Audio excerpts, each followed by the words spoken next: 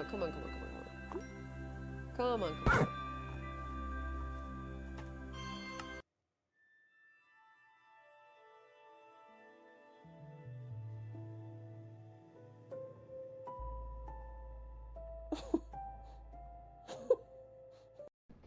What? He's stealing stuff. Hey, buddy. Bitch. Hey, buddy. Oh, here, I'll go talk to him, Cat. Yeah. You're not allowed to do this. They already have a low opinion of you. You know that, right? They already think you're a fucking loser. They're coming to look at you and look at how much of a loser you are. Because all you do is steal stuff from people. And that's not right. Look, I'm gonna show you how it feels. What is wrong with you?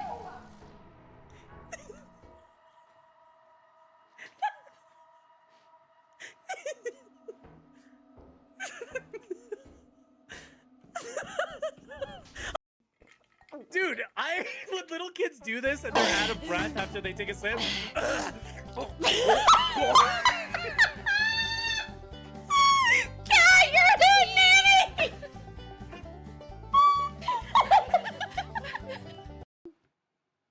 Ooh, toasted. Hello?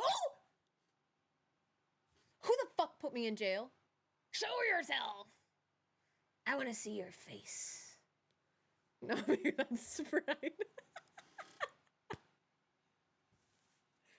3? You know what? I'll take it. I'll do my time. And when I get out of here, nothing will stop me. Oh. Can we take that one from the top? I got scared.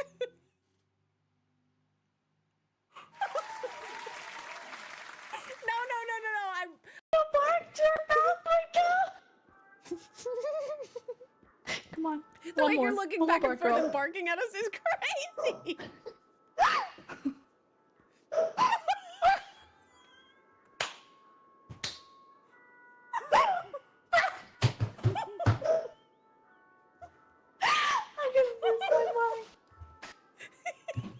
I don't want this item anymore, dude.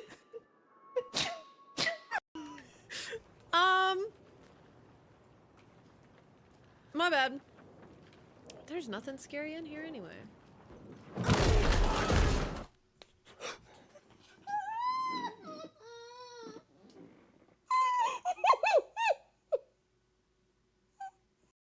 Tommy Pickles! Tommy Pickles, get the fuck over here. No, brother. You're done. You're fucking done.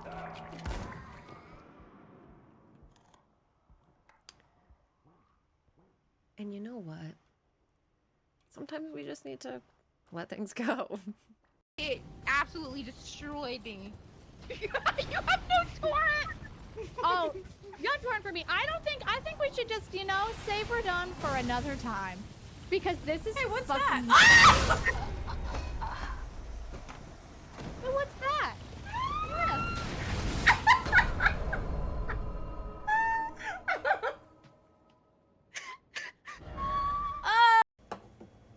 Bully stick. Chicken strip. Wait.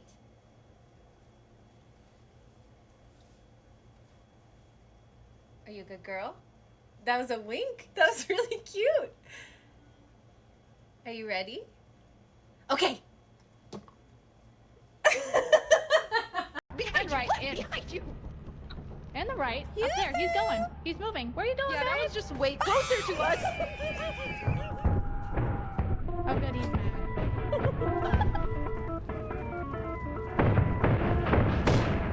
Guys, break it down. Break it down. I'm at 10 health. Help. Really? Where'd he go? I hope Ash is doing well. I don't know. I had to close the door again.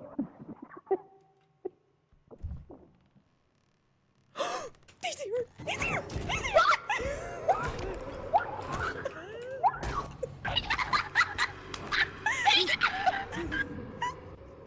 If you kill me now! If you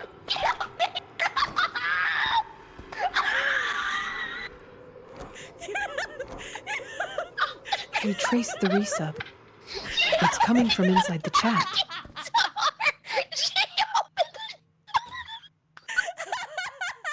Are they dying over there? Am I alone? Oh no. Oh no.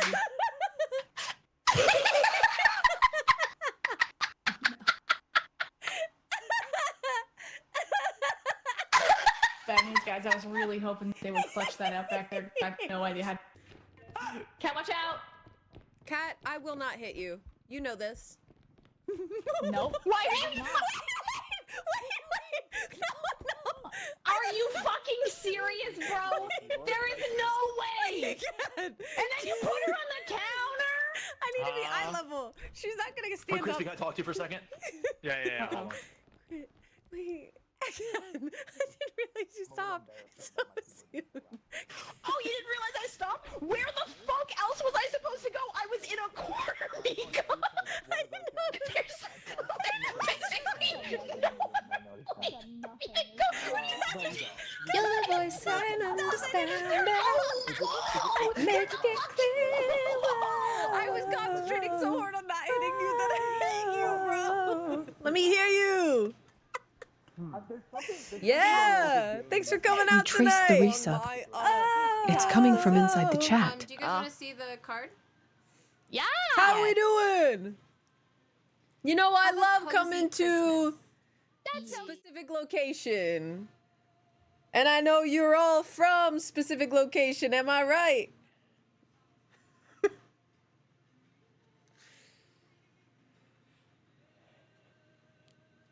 I have great memories here at specific location. And we're gonna make some more tonight. Specific location, let me hear you. SL born, SL raised. You know, when I take time off tour, I come to a specific location because I just love it here so much. Let me hear you.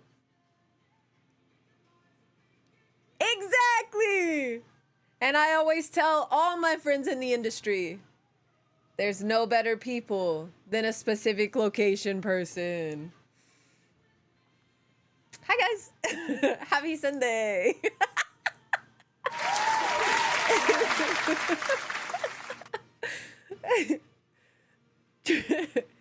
Didn't you get a DUI in specific location?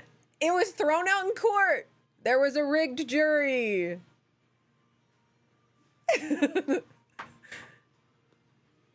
How are we doing tonight? Woo! That's not really an answer. But yeah. We traced the resub. Yeah. It's coming from inside the chat. It is coming from inside the chat. And that's why we do what we do.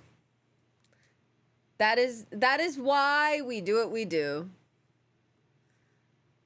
Thank you guys. Thank you specific locations, local government for setting up this stage in the iconic historic landmark right in the center of specific location. It's my favorite place to be. I'm always so lost in these bits. And so am I, Brian. And so am I. I don't even know where that came from. I just wanted to sing the song. Damn, Mika book specific location. They really made it. Yeah. Yeah. Now looking up specific location on Google. Brian, just say you're not a specific locale. And just hush and let the locals take care of this, okay?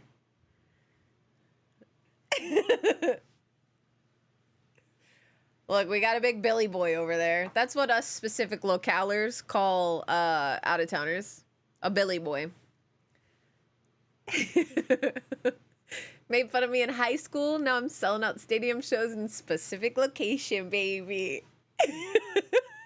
Here we mash to the art of yes and. Yes. Yes, actually. That's the, that's printed on the town flag of specific location. Specific location. where we master the art of yes and. Oh, we got a Billy Boy here.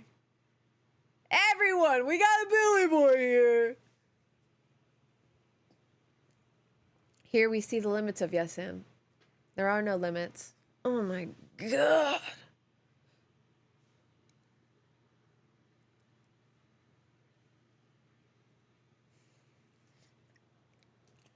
God.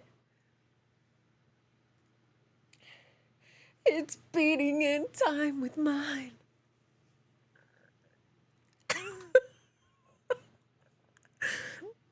I'm having an out-of-body experience because of these songs.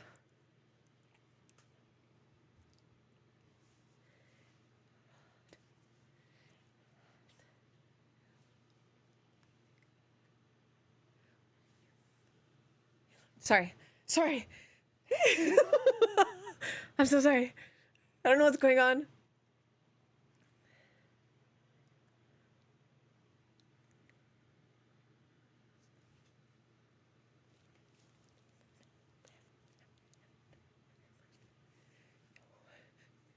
Oh my God, brother.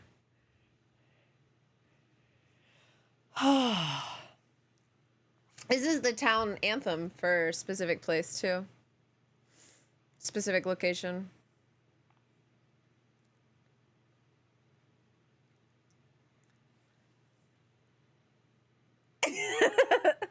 Hey guys, we're gonna be playing a little game called the Roottrees Are Dead today, and we have limited time because it is a Sunday, and I do have hockey tonight.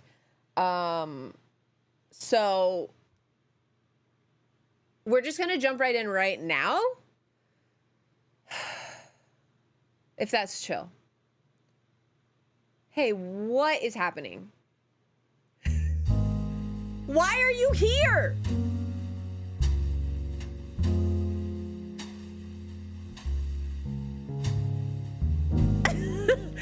What are you doing there? You're not supposed to be doing that. Why are you over there? Why are you so large?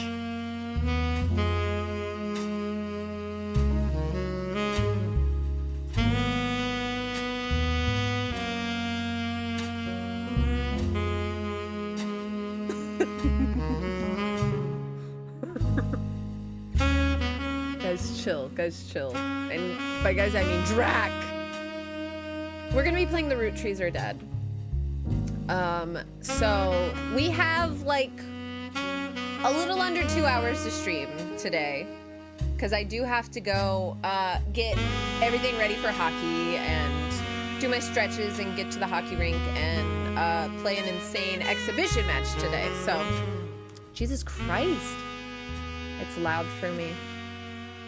But this game is one that I was put onto by Avery because we raided Avery the other night. I know this is like a sad environment, but why is this sax so sexy? I know. We were put on this game by Avery because we raided Avery while they were playing it. So this is a mystery game that started out on itch.io. Was so insanely popular that they remastered it, remade it, and put it on Steam. So this is the Steam version. You can play the free version on itch.io if you'd like. But this one is... I think they said something about how, like, they're never going to delete that version, and they're going to preserve it for history's sake, but... they would prefer everyone to play this one because this one, it matches their vision more. But anyway, this is a mystery game where you are trying to map out the genealogy, the family tree of this famous family called the Roottrees. And the only thing you have at your disposal is an old 1998 computer. So I think you get like access to the library website, you get access to this game's version of Google, and you get access to like newspaper stuff, and you get to search up keywords, and whatever you search, you get results from that, and then you use that to build out a family tree, which is really cool. Really, really cool. So I only saw a little bit when we raided Avery because I raided and ran, but it looked so cool that I put it at the top of our list. So it should be a fun little cozy time and perfect for a little 2-hour stream. We're probably going to continue this tomorrow once I sit down and do my stream schedule before bed tonight, but we'll probably continue this tomorrow. The mystery begins here. Roottree Mania. The mystery will unlock once you finish the game. Oh, there's another game. Okay. I like that. Hey, I like that. The root trees are loading. Okay. December 6th, 1998. The plane that crashed last night just outside of Pittsburgh is now known to have been the private jet of the Okay, we got Roottrees actors. Corporation. Local aviation authorities have speculated, based on the pilot's final communication, that the winter storm and heavy winds played a significant role in the crash. On board were multiple family members, including corporate president Carl Roottree and his daughters, Carl. the Roottrees sisters, best known for their fashion lines and modeling careers. There were no survivors. No! Again, for those of you just joining us, the Roottrees are dead. are dead. Oh! I like that. What a way. What a way to start it out. Oh, hello. I know it's late, but I'm guessing you've seen the news. In addition to dealing with the grief, the Roottree Company's lawyers are scrambling. Everything's about to change. This Anyone news proven to just be a broke, blood and this woman relative showed up on is my about door. to get much richer. I'm here to ensure everyone is accounted for. I've heard you're an expert at sorting out complicated family trees. A genealogy genie, as it were. Yeah. I'm going to give You should see mine. a test. Pass, and I can promise you the job of a lifetime. Okie dokie. we have a board. Complete the family tree of the Roottree sisters. Okay. Siblings are in birth order, oldest to youngest. Examine my evidence, search the internet for clues, fill in the names, fill in the occupations, fill in the photos.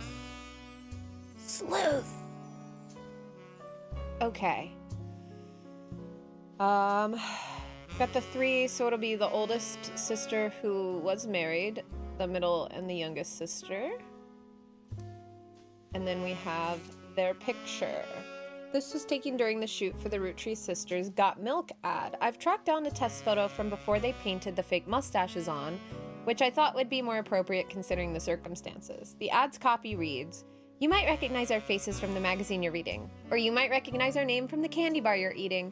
Being a Roottree is a full-time job, but so is growing up. That's why the calcium found in milk is so important. Plus, you can't make chocolate without it." Okay. So we can look at them. This looks like the youngest sister. Okay, so we've got their pictures. Yeah, I mean, she looks like a baby still. And this is the oldest and this is the middle. Like, if I'm going just off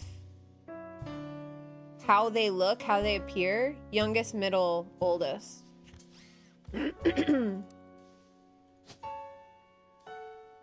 Oldest. There's probably a better way to do this. Okay, cool. The list was provided to you by the mysterious person. You'll need it to fill out the family tree. Good God. Men, women, Eloise who? Okay. All right. We have the internet. Oh, you know what? Page titles can be renamed and make it easier to remember. Oh, can I write in this? Things to look up. That will be here. Research. We'll write things here that we need to remember. You can drag and drop notes on other pages. Oh my God.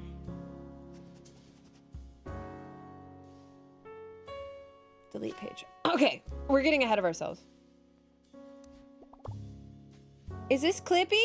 I don't want to hint. Cute. Okay. Let's look at our evidence for list of names so we can try to figure out their names. we've got Candy, Carly, Gwendolyn, Gwen, Christina, Lauren, Margot Light, November, Raina, Riley, Samantha, Tessa. So those are the Roottrees. But one of the sisters is married, so she might have a different last name?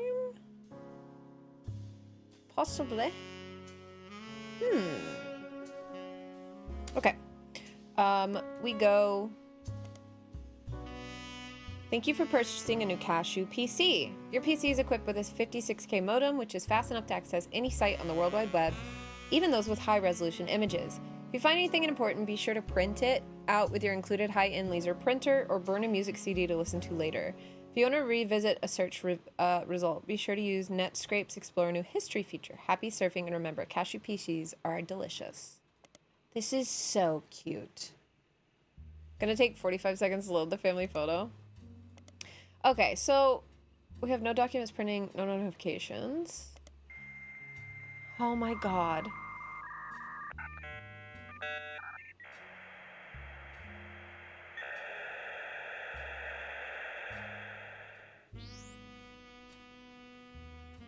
That just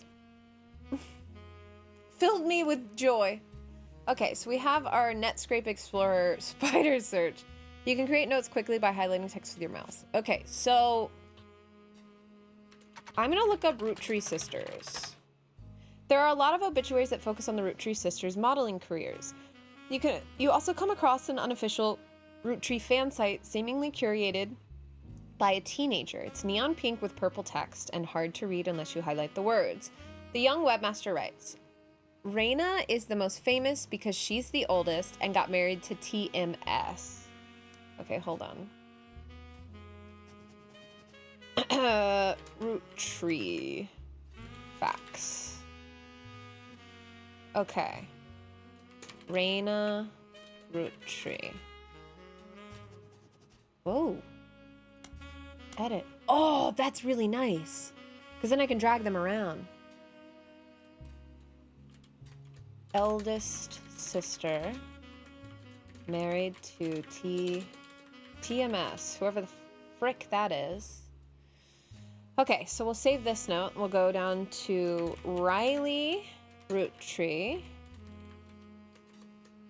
Do you think the youngest sister's also gonna have a... Yeah, Rose. Rose is the middle child. Okay.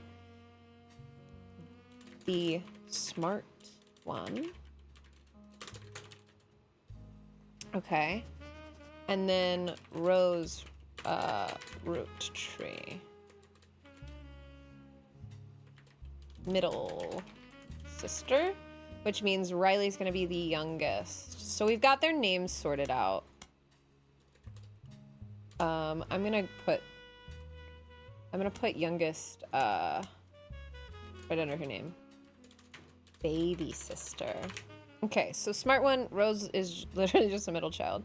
You might think they're rich just because they're models, but their dad is also the president of the candy company and their mom, Brenda, is a fashion designer. They do the modeling for her brand, Root. So they all model for Root. They're all models. I eat Roottree candy all the time. My favorite are Maple Crisp and try to dress in plaid Root clothes like Riley does in most of the posters. So Riley wears plaid and Rose has pierced ears. Okay. The website author continues to talk about her own life and what she likes about the Root fashion lines, but none of it is relevant. Okay. So we can like reorder them like this. Oh, that's so cool. I really like that. Root fashion brand.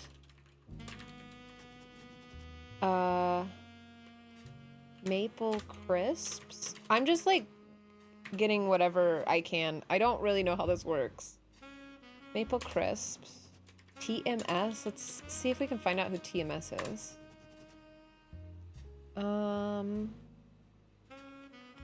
Okay. I don't think anything else on here is something that I would look up. So we'll go back to our board. And assuming I got this right. Assuming we do Raina Roottree here. Model. we do Rose Roottree in the middle and Riley Roottree at the end. But I didn't see a Rose on the list is the thing. Rose.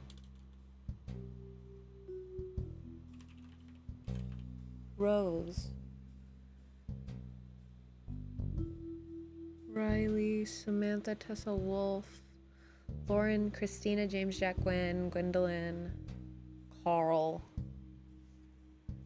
Okay. And then Riley. So we don't know what Rose is. Maybe that's like just a name she goes by. We are gonna put model for all of them. And then TMS. I guess we should search. We should just look down the list for S. I mean TS, Thomas Sheridan. Let's look up Thomas Sheridan.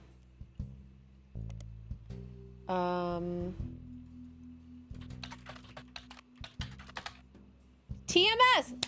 Hey! Let's go back and then we'll go back and read it. So this is definitely Tommy Sheridan.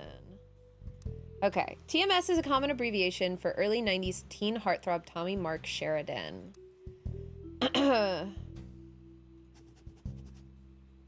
Non-Roottrees. So Tommy Mark Sheridan, commonly called TMS. No, this is going to be such a very, very cozy ASMR thing. Ooh, he was on a show.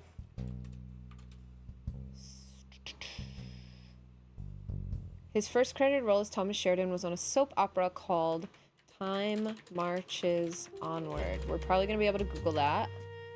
He skyrocketed popularity after his starring role on the sitcom Brother Trouble. Brother Trouble. Since the end of Brother Trouble, he has been on the cover of tabloids for his supposed drug use and more recently his relationship with Raina Roottree. This feels like one of the old test questions. If Emily and Jared are cousins and Charlotte was Jared's grandma, who is Mark's daughter? Yeah.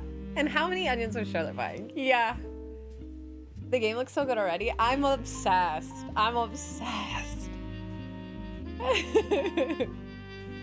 After a short engagement, they were married in 1997. When she was only 19 and he was 23. That's fine, though. Married Raina in 1997. I don't know if dates are going to be important or not.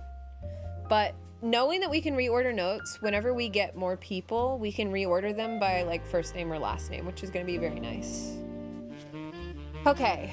I'm going to edit this and say Thomas Mark Sheridan, married in 1997. Okay. So we got Tommy done. We can knock this off of our list. I want to look up Rosie Roottree in case she has a different name. Oh wait, it has an RH? Rosie? Rosie? Rose? Ah! Rose Roottree is not as popular as her older sister, Raina. But still very well known. Most of the time they're lumped together as the Roottree sisters. Unfortunately, the results for Rose by herself don't lead to anything different than when searching for the sisters together. Okay, so we'll start looking up Root fashion brand. Clothing company. They make clothes for children from toddlers to teenagers. Although the website is down, likely due to increased web traffic, you find countless retail sites attempting to advertise their clothes towards the target audience. One of them has this to say: "You've spied the Roottree sisters looking hella fly on catalogs, magazines, and posters. Now you too can be like Riley, Rose, or Raina." You also come across a website from a collector of clothing catalogs. Apparently, Root has released 2 catalogs per year every year since 1984, and Raina appeared on almost all of them. There's only one that the webmaster considers a collector's item enough to mention. Seems that Brenda Roottree, the Roottree sisters' mother, hold.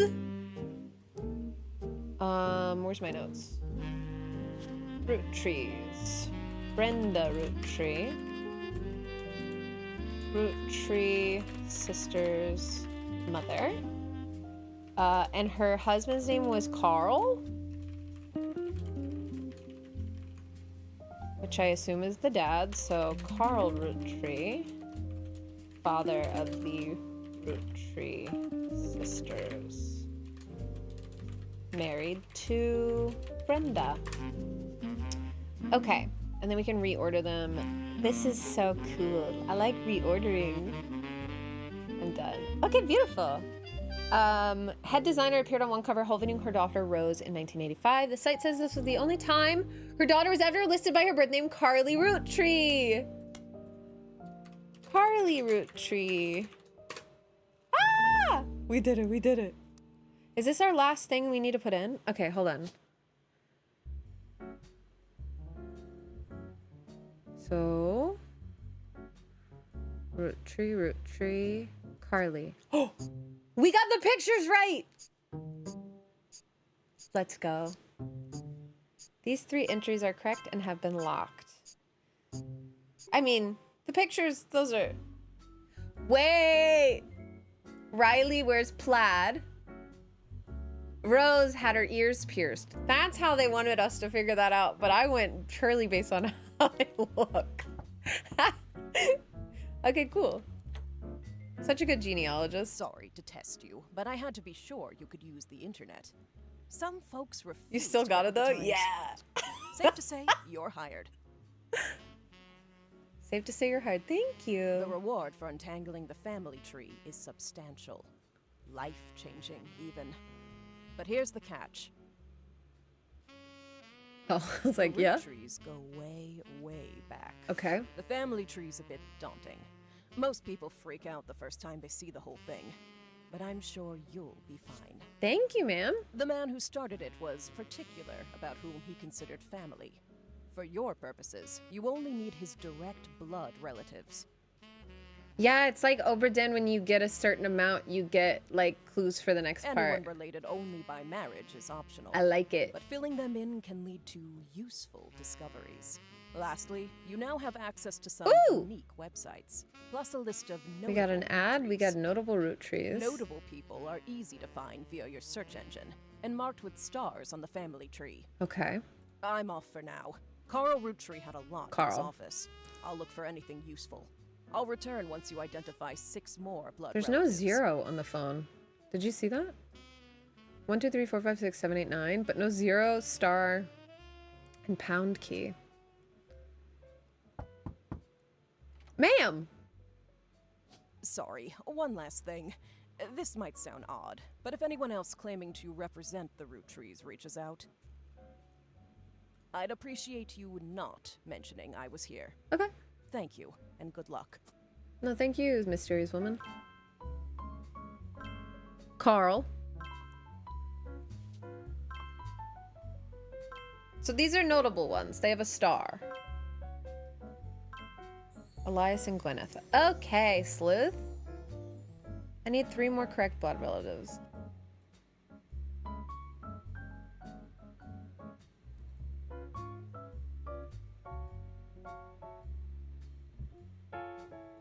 We're definitely playing this tomorrow. There's no way I can do this in like an hour. Okay, well, we know this is Carl. Oh, I don't have any pictures. Well, I'm assuming it's Carl. Only because Dad. And then Brenda. I guess her maiden name is White. Okay. We have an extra picture for Raina? Okay. Before the person who hired you returns, every time you get 3 additional blood relatives in the family tree completely correct, name, occupation, and portrait, they'll be locked in. All non-blood relatives and small portraits are optional, but placing them in the tree helps remove extra names and photos. Okay, cool. We need to start Googling. Oh, we need to look at this. Okay. Rootree sisters are crossed out. What does this mean? Evidence, intuition. You've been in this line of work for a long time, so long in fact you've developed a sixth sense for how useful your evidence could be. The numbers for the magnifying glass refer to how many clues are connected to a specific piece of evidence. The higher the number, the more there is to find. At the start of your search, the notables list can set off alarm bells, a list of famous people that you can find via search engine.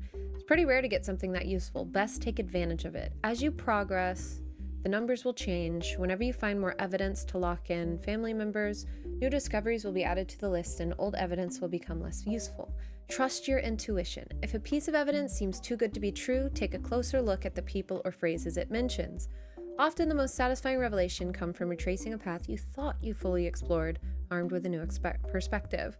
Sometimes the reason certain evidence has such high value is because it can lead to finding more evidence. You may be missing a huge piece of the puzzle. Okay.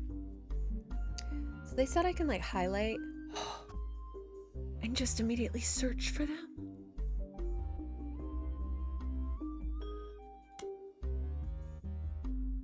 Oh my god.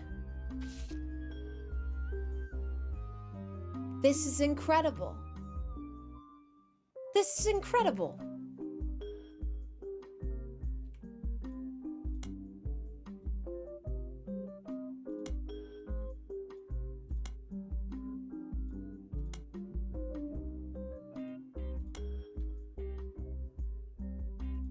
And then I can go in. Oh, I can only delete it. Okay.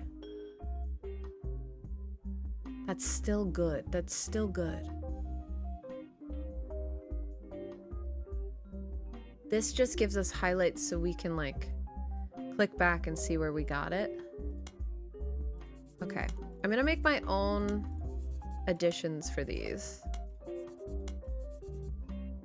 So we have Elias and Gwyneth Roottrees. We have Gwyn Roottrees.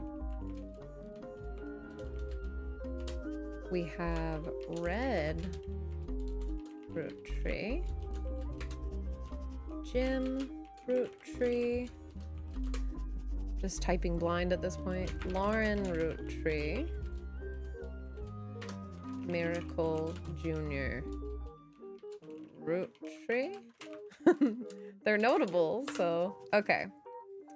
We're gonna start with all these. We already have Carl, so let's go with Carl first. Carl Roottrees died in the recent plane crash along with his wife, Brenda Roottrees, their daughters, the Roottrees sisters. He was president of the Roottrees Candy Company, as well as the clothing company Root. So let's give Carl the president. Ooh. That makes sense. There would be more presidents down the line. So, I mean, he was the last one? The most recent one? December 6, 1998. It is with heavy heart that we mourn the loss of Carl, Brenda, and the Roottrees sisters, and the other employees that perished in a terrible tragedy. The entire Roottrees family is in shock and requesting privacy at this time. As the head of our company, Carl was an incredible man and an unmatched leader. Filling his absence will be difficult and may take considerable time. In the interim, we hope that you will join us in looking back fondly on Carl and his family's triumphs and accomplishments. They go on to list some of his achievements or accomplishments. One of them seems relevant to your search. Like his great-grandfather before him, Carl earned the very prestigious Watchman of the Year title. I want to hear... I want to Google this. Hello? Thank you. Let's Google it. Business Watch magazine. Oh, we have a periodical. Is a magazine focused on companies, CEOs, and the economy. They have been around for over 100 years in one form or the other and will often write about major changes in management at famous companies. Every year they offer an award to a prominent businessman who has furthered the field. They call this Watchman of the Year. You find through a few searches, 2 Roottrees have been featured as Watchmen of the Year, Elias and Carl. Business Watch does not host any online archives on any site you can find via spider search, though you may be able to find individual articles and issues through periodical search. Okay. Business Watch. Carl Roottrees. He was voted Watchman of the Year in 1987 for his work with Root. The cover and a summary of the article has been added to your evidence. What about Elias? Ooh! Elias Roottrees was awarded Watchman of the Year in 1936 for his accomplishment for rolling out 5 pieces. 5 pieces. We already looked up Root. There's something else I wanted to look up, but I don't know if I don't know what that is anymore. So we'll go to Carl. Watchman of the Year, just like Elias.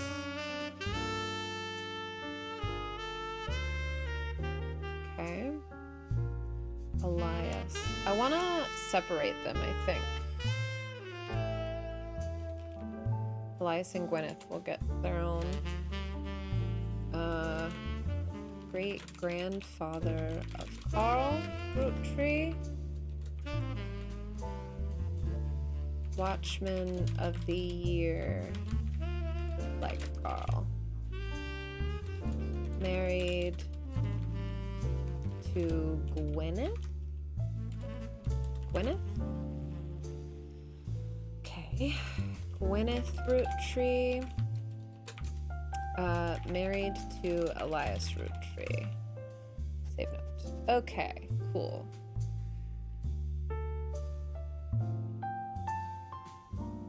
Gwyneth.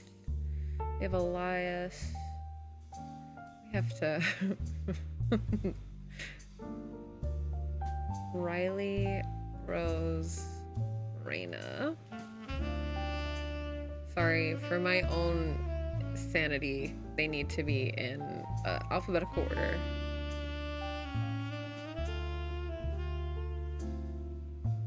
B, C, E, G, J, L, M, R. Okay, cool. Great. Done reordering. Notes from the article. So we now have evidence.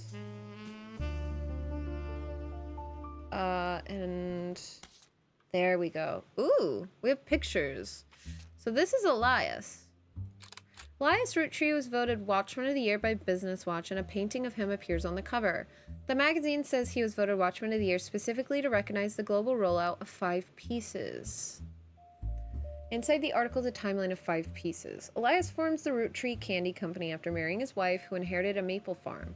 During the period before 5 pieces, the company is barely profitable. Elias has a daughter. First of 5 children. Oh.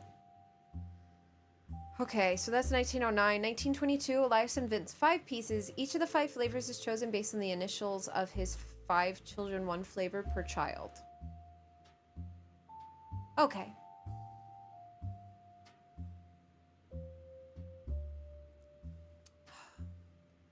Music makes me want to call everyone toots.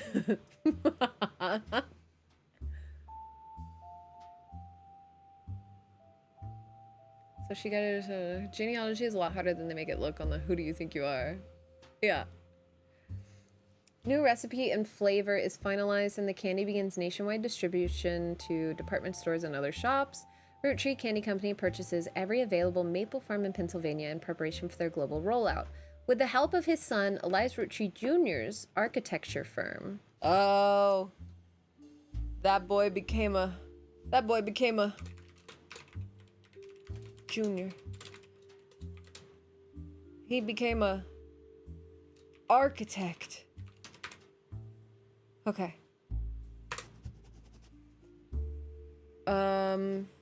Eldest Roottrees daughter.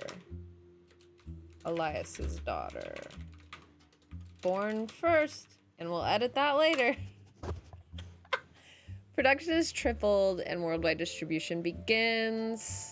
There's also a What's Next section that claims Elias is going to pivot to ensuring his company's legacy and that the Roottrees Candy Company remains a family business. He plans to do this with the Clanced Trust.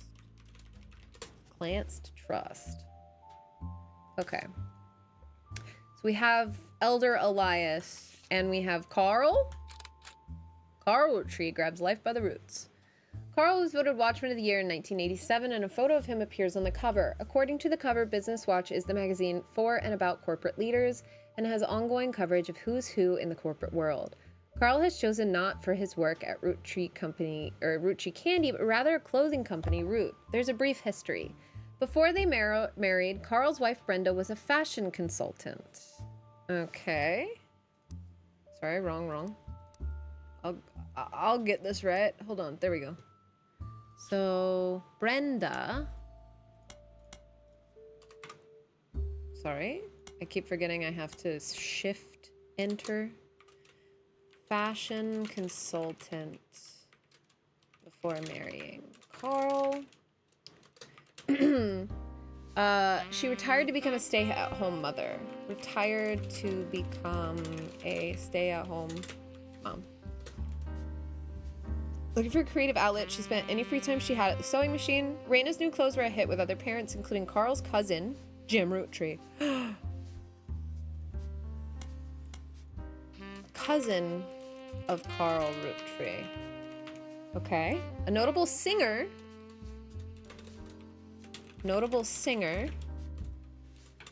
Daughter around the same age as Raina. Word spread. Brenda's patterns were being copied by other brands. Seeing the demand, Carl and his second cousin, Ernie Jr. We don't even have an Ernie Jr. on here. Oh my god. Ernie Jr. Roottrees? Second cousin of Carl Roottrees. Okay. Who had just become president of Roottrees? Became a president of Roottrees. Number, I don't know. Other blood relatives who have a say in the company's finances refuse to fund anything other than candy. So Carl personally spent his entire inheritance to bankroll the clothing company. When the profits began to appear, however, the rest of the family changed their tune. They repaid his investment, and now Root exists under the umbrella of the candy company, and they all benefit. That doesn't seem fair, but sure. We gotta put the E's. Vice Roottrees Jr. Eldest Roottrees daughter. We're gonna leave her at the end. We don't know her name. And then Ernie Roottrees. Ernie Jr. So Elias did not become president. Elias Jr. Ernie Jr. became president. Okay. I'm done reordering. All right. We have Brenda. We've got his name. We got his. We've got the 5 pieces. So Strawberry, Power Plum, Cool Chocolate, Bad Blue Raspberry, Awesome Apple. There's 5 flavors because the original inventor had 5 kids. Maybe that's why kids still love them. Radical new flavors because it's no longer the 1920s. What even is an elderberry anyway? It's an advertisement for 5 pieces aimed at kids from the magazine Teen Blast. We gotta put that in our notes to look up because it might become a periodical that we can use. Teen Blast. It mentions that the 5 pieces were named as such because the original creator had 5 children.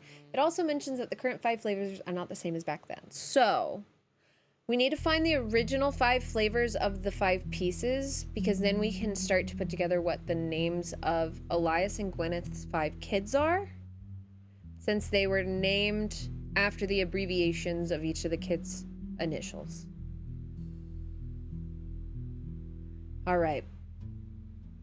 Can't imagine the amount of notes this dev must have had to make sure there's no continuity errors. I know. He became an architect.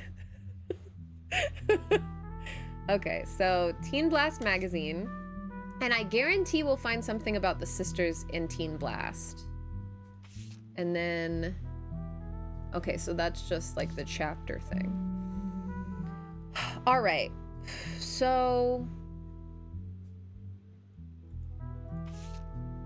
that's very nice. Show marketing items. Oh, very cool. So we can like sort through everything. Nice.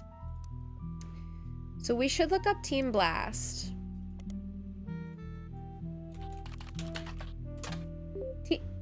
Yes!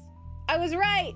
Teen Blast is a magazine aimed at teenage girls. Their website has a news section that offers condolences for the loss of the Roottrees sisters. Their fashion line was often covered by our magazine, and Raina Roottrees first appeared on the cover on her 16th birthday. So, we'll go ahead and mark this off of our research note.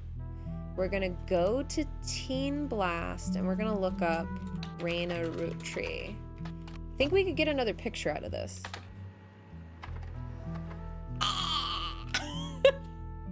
Let's go, baby! Oh my god, her hair, it's crimped! TMS, what's he up to? Teen Blast can tell you. Brother Trouble, new gossip? Oh my god, wait, we're gonna find so much out about TMS, Thomas Mark Sheridan. There's an article about Raina Roottree from 1994. This issue also mentions TMS and Brother Trouble. In an interview, Raina talks about her inspirations. One important thing I learned from an early age is that dreams are not outside of our grasp. My grandpa was... Her grandpa? Her grandpa. So her grandpa was a professor.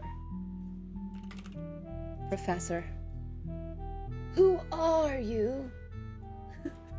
And while we're here, we'll go ahead and put her picture in so we're all zipped up there.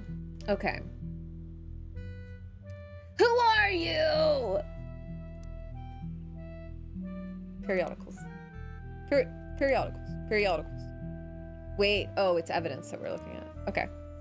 He always told me that history was full of people from famous families who wanted their fame and fortune by taking it for granted. Instead, he told me I should go out and use my name to accomplish something. I think he may have practiced that lecture a lot because I have other people in my family that have also made the Roottree name famous for things besides candy. His older sister even wrote a book that some of my friends tell me they had to read in school. His older sister, so... Older sister of this guy would be this one, since they're in birth order. So this is a woman who is an author, who wrote a book. Okay. Great. That some of my friends told me they had to read in school. I took his advice and now I work with my mom designing clothing. I help decide what colors and patterns I want to model, and then she designs the clothes with a team of amazing men and women. Although my grandpa passed away earlier this year, Grandma Laura tells me he was really proud of what we managed to accomplish. So we got a name for this woman, and it's Laura Carlson. Beautiful. The zigzag hair. Wait, she had a zig... She did!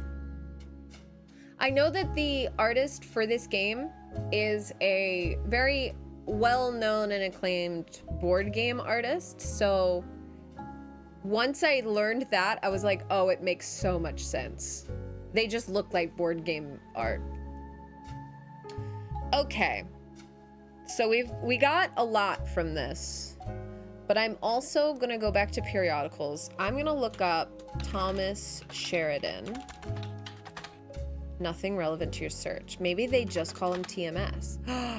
They do. Tommy Mark Sheridan appeared on the cover of Teen Blast a record 38 times, including 3 back-to-back months during the height of Brother Trouble. In the issues he wasn't on the cover, he was still mentioned quite often. You read every word of every article, and besides the fact that he was married to Raina, only one thing seems relevant. A gossip section from 1996, about 8 months before their marriage, is called, "Is TMS dating a Roottree?" It says, at a recent autograph signing, TMS told a Teen Blast reporter that he met a girl at a party in Malibu. Apparently the cast of Brother Trouble gets together at Penelope's house once a year, and this time, TMS found love. Penelope, related to Brother Trouble.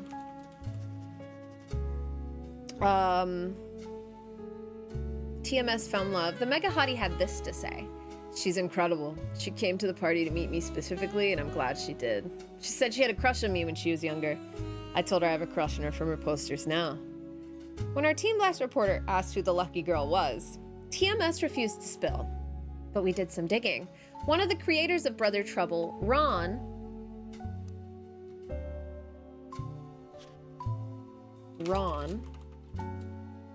married Penelope, who played TMS's mom on the show, and Ron is a distant relative of the Roottree sisters.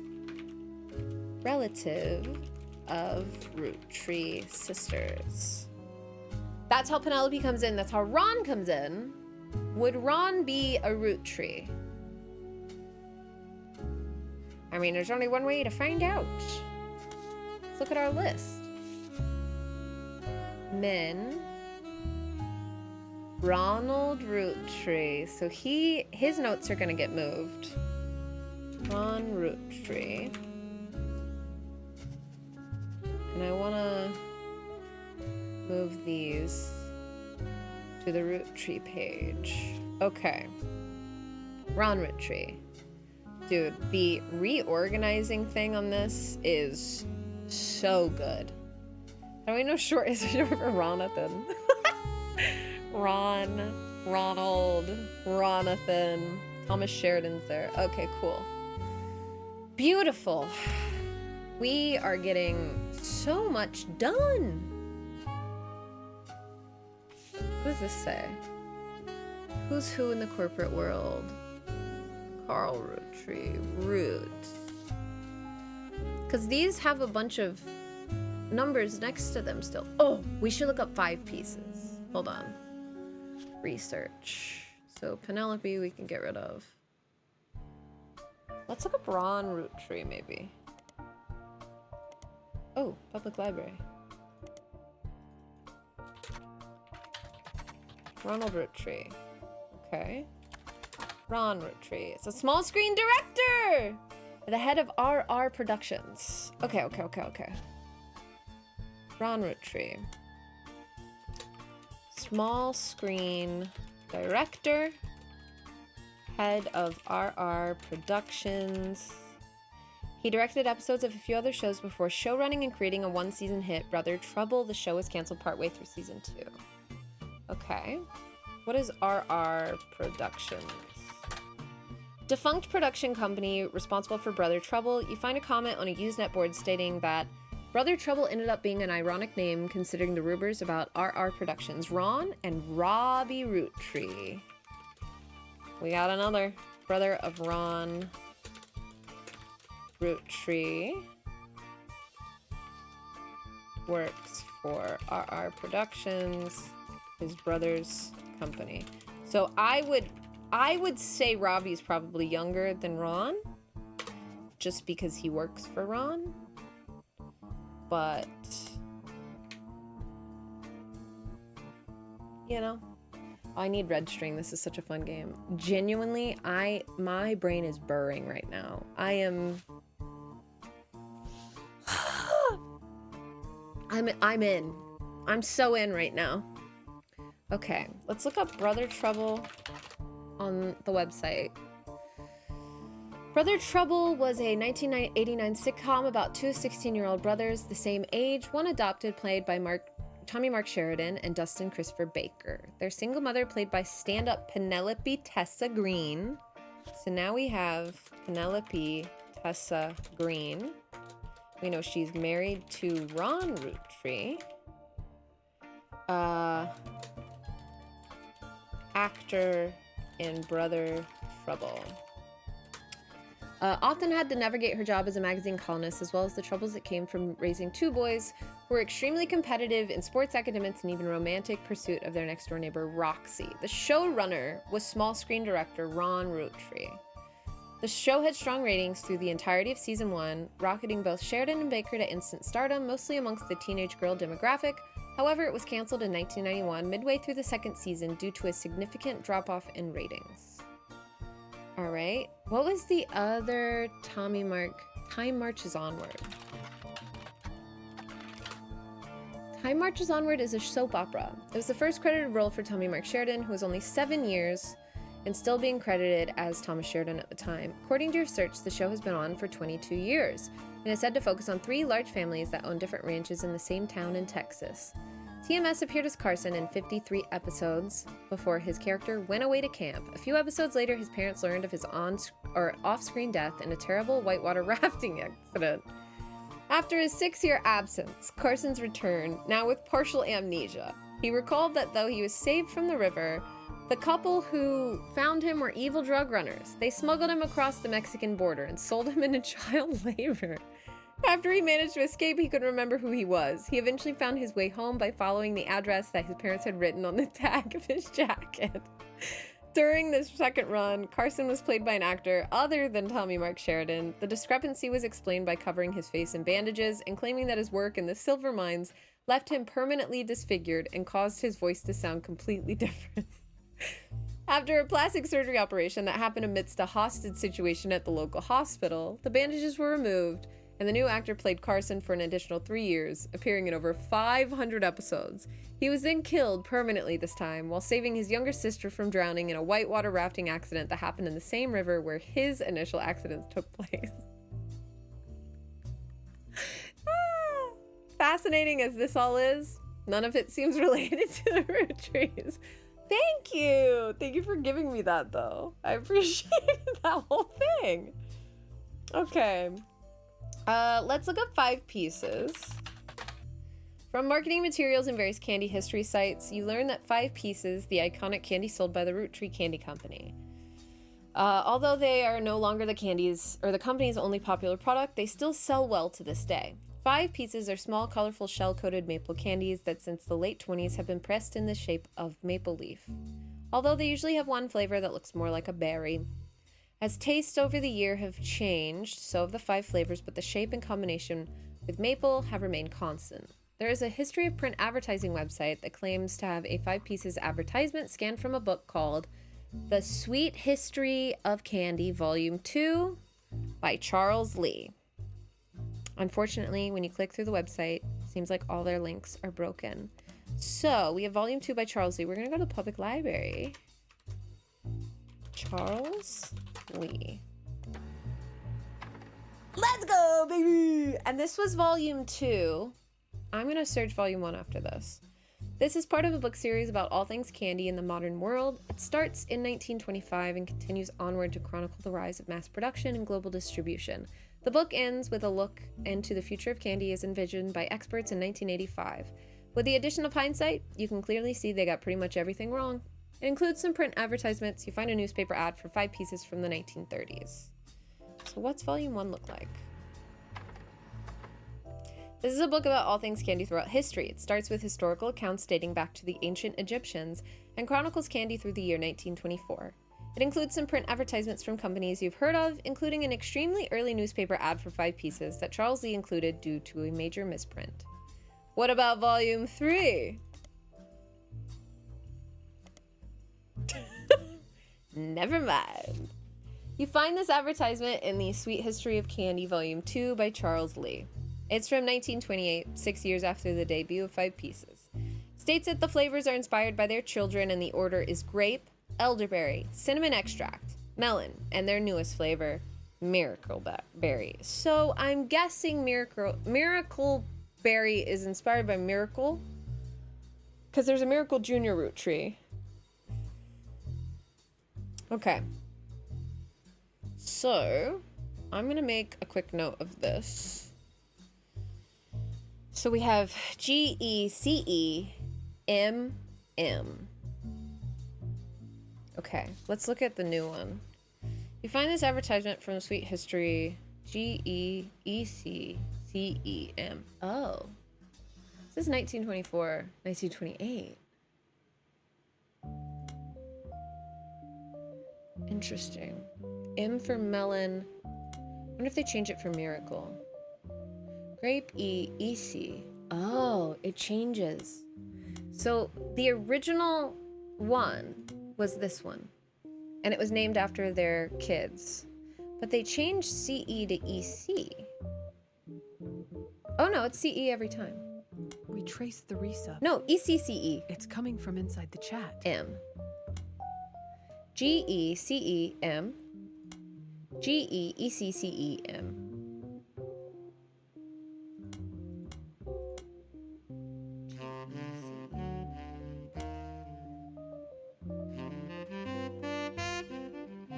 Interesting. There's a spelling error on the word available near the bottom. It's true. I wonder if this just has a spelling error in general or something. Also, egg cream is crazy. Cinnamon extract, melon. Okay. Yeah, strange. Tyler, thank you for the 5-month resub. Welcome back. Hope you're having a great one today. Okay, so we've got the Roottrees.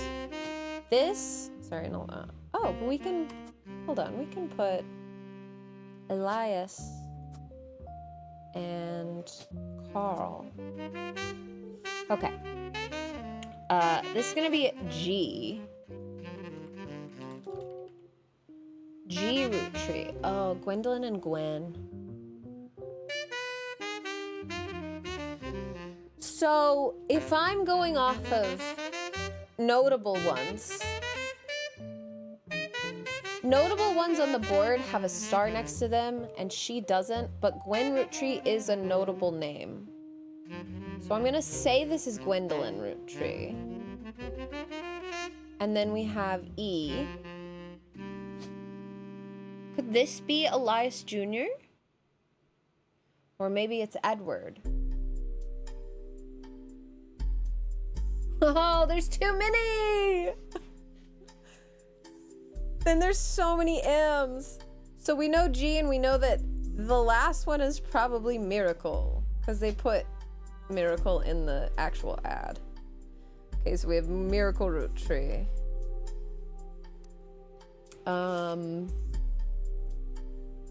G-E-E-C-C-E. Introducing M for Miracleberry. M-M. Interesting. C-E-M.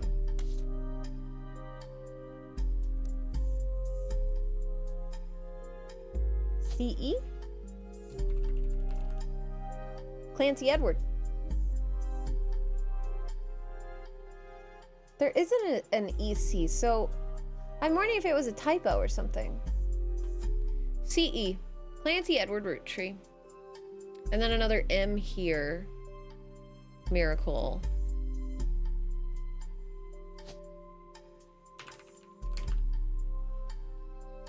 We got Margot Light, Miracle Jr., Miracle the Third. Well, it's out, obviously not these two. So counting out that, this is going to be Margot Light, Roottrees. And then this one has to be an E. But we have Edward Elias. Elias is up there. We have Edward Elias Jr., Elias C, Elias M. Oh, Elias C. Clancy Edward. We have Clancy Edward, and then we have Elias C. But would he have named two kids Elias? Brother, I don't know. Brother, I've got no clue. Let's look up a notable name. So, let's go to our evidence. Pull up our notable list. Already looked up Carl, we've already looked up them. Let's look up Gwen. You find some information on a website about old films that are not yet available on VHS. The site is not very well organized and the search is broken, but you can get to individual pages from your search engine. Gwen Roottrees is a somewhat well-known actress. Actor. There she is. Actor. She often appeared in tabloids, especially around the time of her highly publicized divorce. Divorced! Her biggest role was the minor hit movie Guys Like Us. She left Hollywood after the flop of Christmas Mission. There's widely circulated picture of Gwen from behind the scenes on one of her movies, which you've added to evidence. Did you know Gwen was the granddaughter of Elias Roottrees, the founder of Roottrees Candy? Granddaughter of Elias. She shouldn't have been named Roottrees, but her father took her mother's famous name, which is quite rare in those days. So we know if Elias is her granddaughter, and her mom was the one that was related to the Roottrees,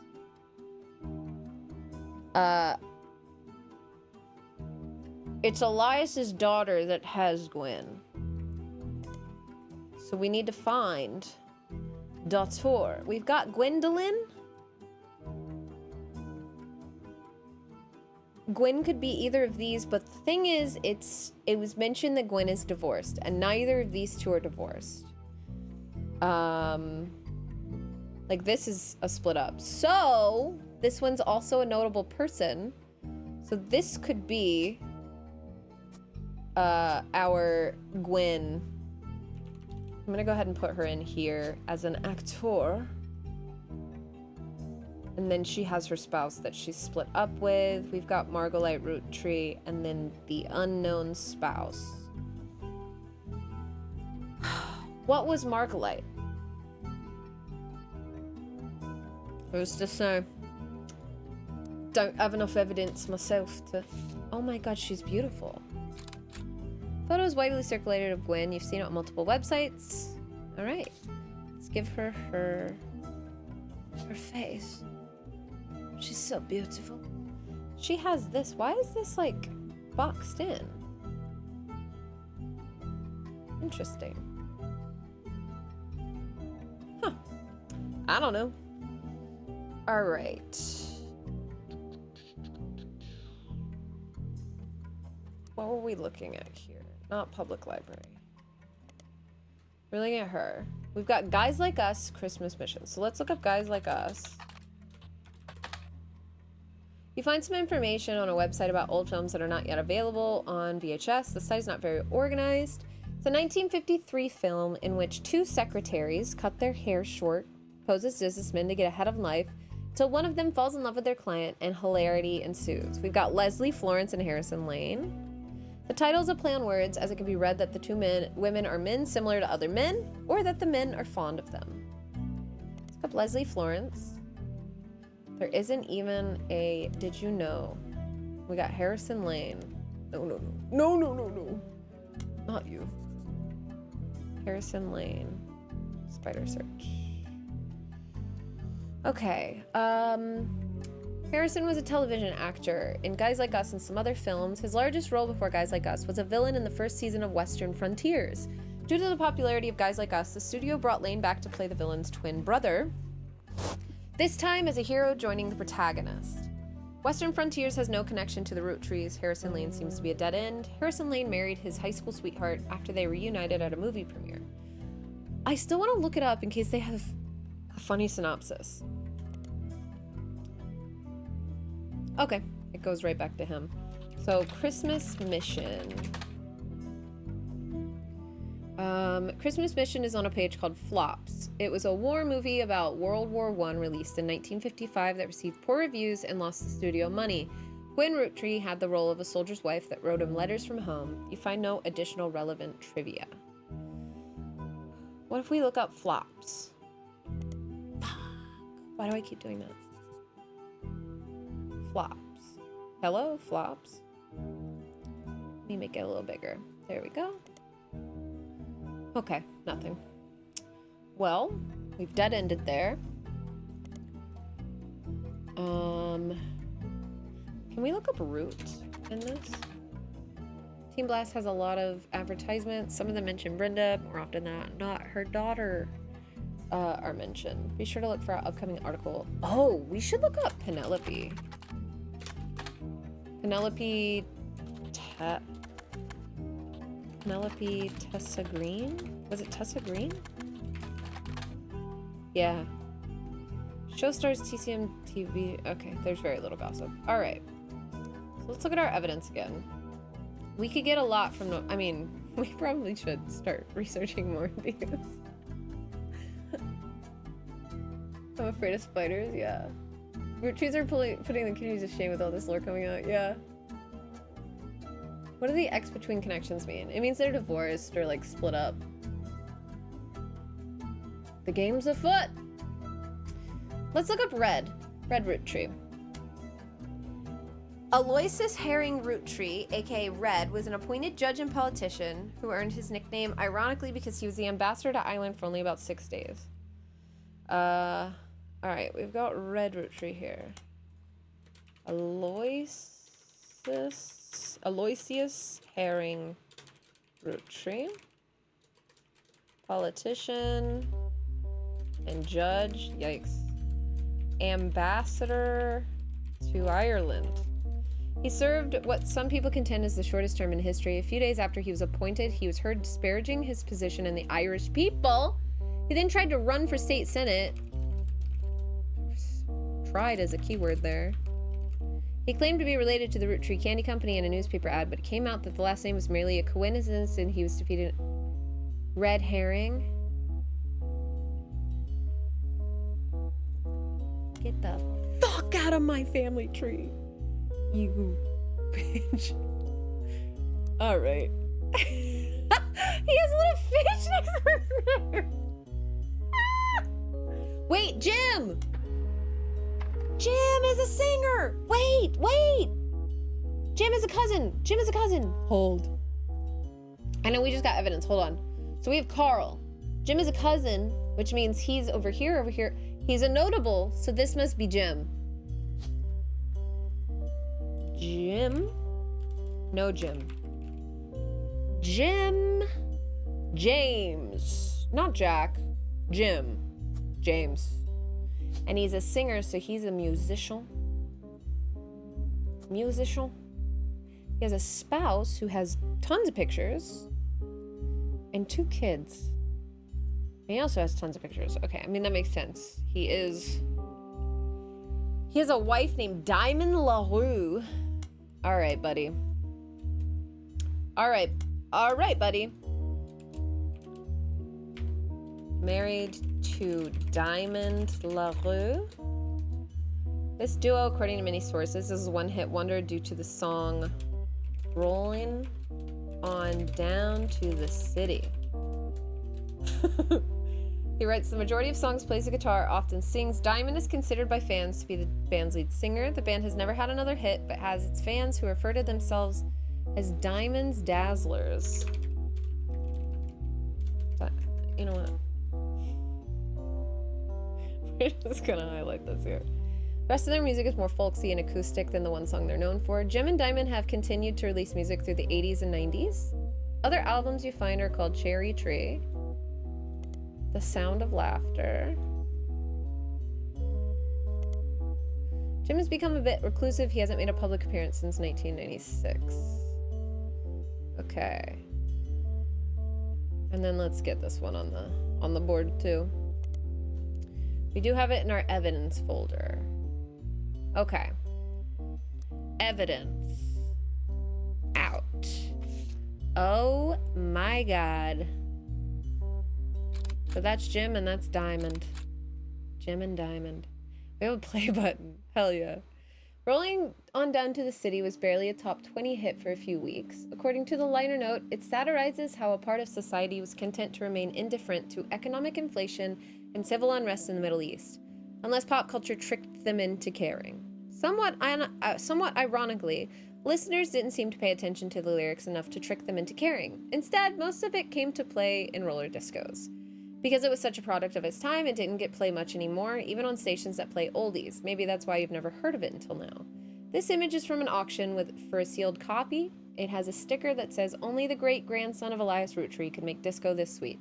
It is credited to Peter Janowicz from MMM.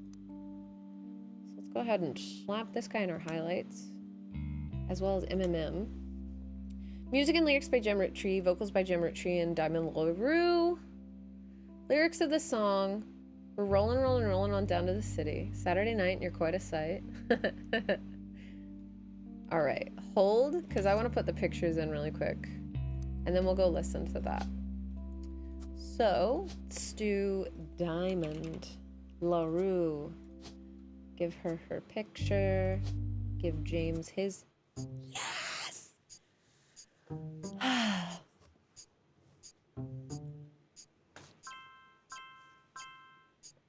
Gwen, James, and Carl. We got Laura, Brenda, Diamond, correct, and Diamond's picture. Cool. And Raina's picture. Booyah. And they turn yellow when you have them correct. That's very nice. So we got Grandma Laura correct. Gwen's correct. All right. So back to the evidence.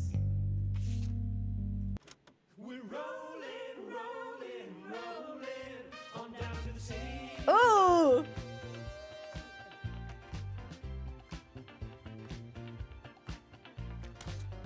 Oh, it's our soundtrack now. Cool.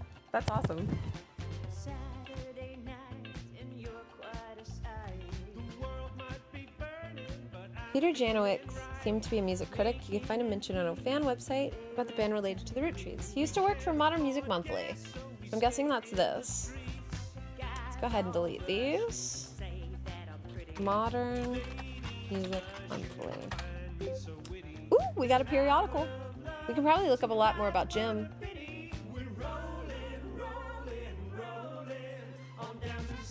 Ooh! MMM is an abbreviation for Modern Music Monthly, a magazine from the 40s to the early 80s. It went out of business due to high competition from much more major publications. Okay, so we can probably look up all of these albums on there. Let me look up Diamond's Dazzlers. We got wolf.jpg. It's the name of the official fan club for Jim and Diamond. You find a forum post called Cool Things You Got in the Mail on a random forum about video games. One reply mentions that Jim and Diamond still send out a Christmas card every year to Diamond's Dazzlers. It's accompanied by some pictures as well as some history about the fan club. Apparently, even though it's no longer available to join, Jim and Diamond still honor it themselves personally. There's a fierce debate in the subsequent posts about whether that's cool or pathetic. Amongst the pictures of Christmas cards from over the years, only one is relevant. The card from 1996 includes pictures of Jim and Diamond's young son, Wolf, as well as a note about his daughter's band, the Floozies. So if his daughter has a band, I'm assuming she's going to be older than Wolf? What a name. I mean, his mom's name is Diamond. So Wolf listening to his parents' latest music.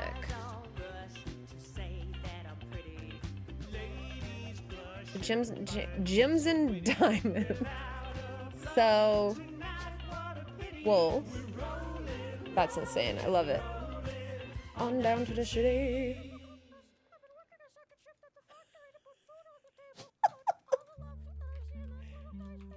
Happy birthday, Tillian.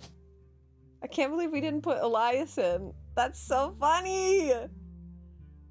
Elias, where are you? There you are. Okay. I was like, why is this picture still popping up? We got Wolf Roottrees here. He's a child. He's not a baby.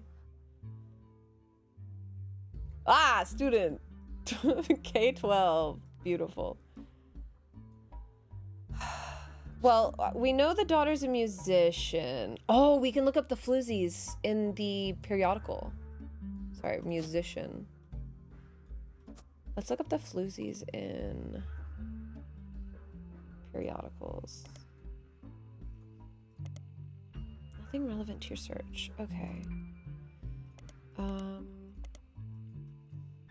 The Floozies. An all-female punk band operating out of New York City. They're mentioned in passing in an online review from earlier this year. Apparently, they were the opening act for the band the reviewer actually came to see. The reviewer writes that she normally doesn't review the opening act, but this one was unusual. And not because of the music, which she described as loud, fast, and repetitive, but not in a good way. The trio was extremely cagey about their identities. The reviewer asked the venue who they were, and she was told they were rumored to be the children of other famous musicians and didn't want that to be why they became popular.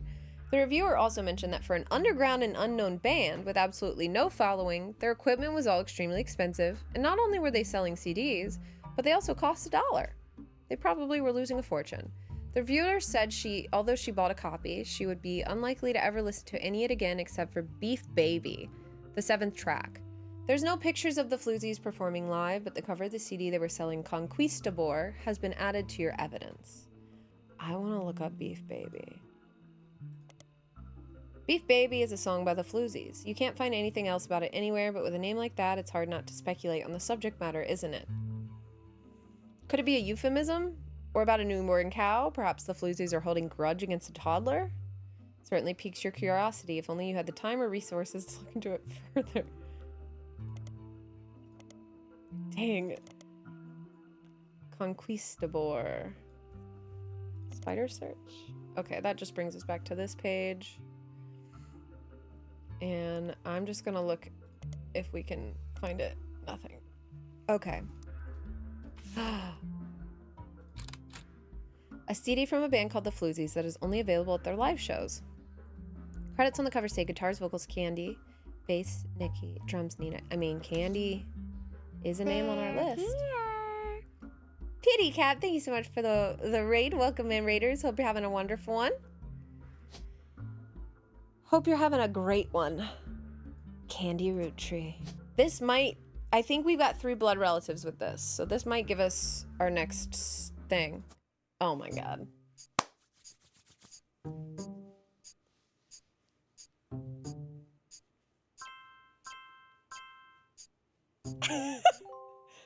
We've locked none. Beautiful. She's back!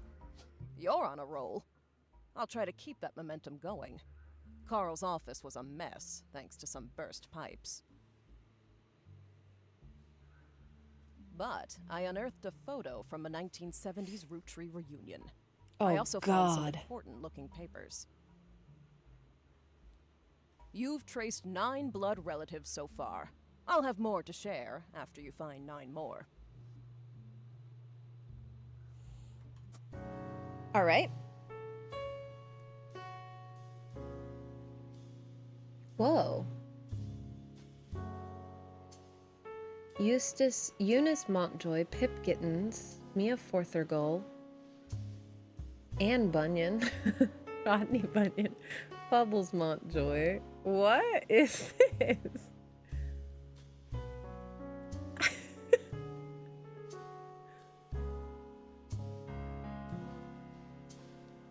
Riot Girl. Oh, there's the evidence.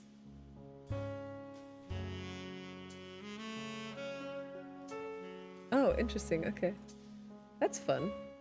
All right, let's look at... The photo has a note attached from your employer. Here's a bonus. When I pulled the water damage picture of the free spirits out of the frame, this fell out too. Written on the back of the photo is, couldn't make the reunion, wishing you well from Paris, Gwen and the boys. He has a film school jacket. Is this Ronald and Robbie? And then Gwen? Older, younger? Ronald, Robbie? I'm immediately intrigued. So, we know that's Gwen.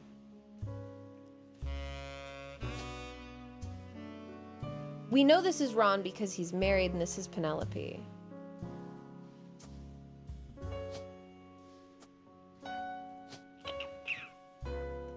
Penny.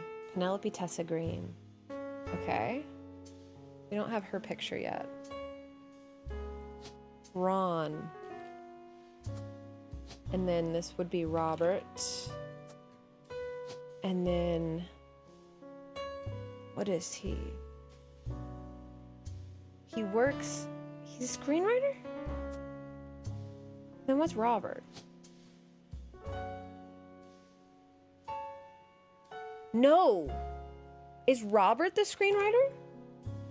And then Ronald's the director? Because he directed episodes. And then he works for RR Productions. I'm in with that. I'm okay just hanging on to that and hoping. Okay.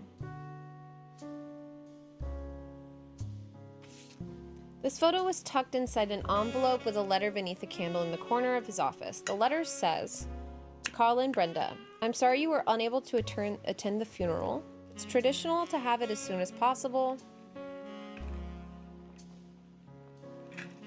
And Ernie, more than anyone else on Earth, knew how busy your job can be. I've included a Shiva candle identical to ours if you'd like to pay your respects, though it's not expected for those outside of the faith to do so. Ernie was a man full of love, not only for his family, but for his family's legacy. He had an immense amount of pride for the work that you three did together, as well as how Carl has carried on for him after taking over. So Ernie was president 4. I need to keep writing. I'm getting wrapped up. Ernie Jr. became a president.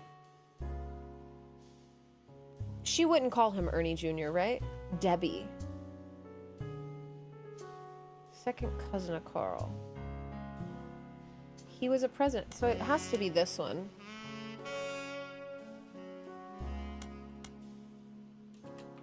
Married to Debbie?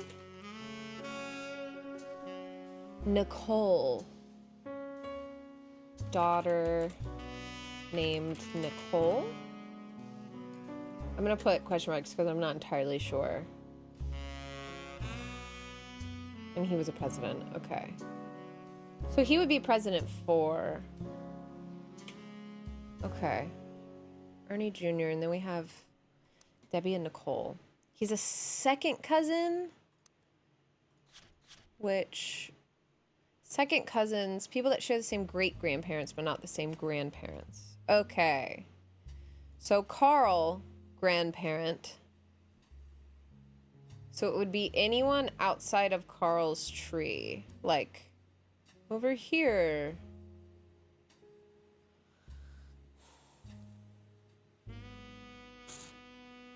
Ernie, this could be an Ernie and then an Ernie Jr.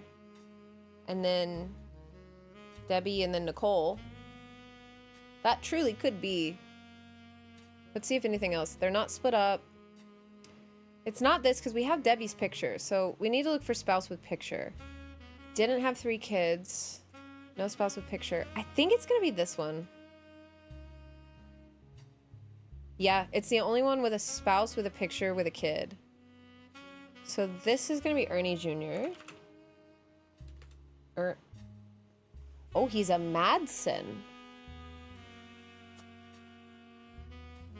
And he was president number 4. And his wife's name was Debbie. Deborah Bean. That's not her. Old. I think we gotta put it back because we just used it. Yeah, okay, cool. Back to it.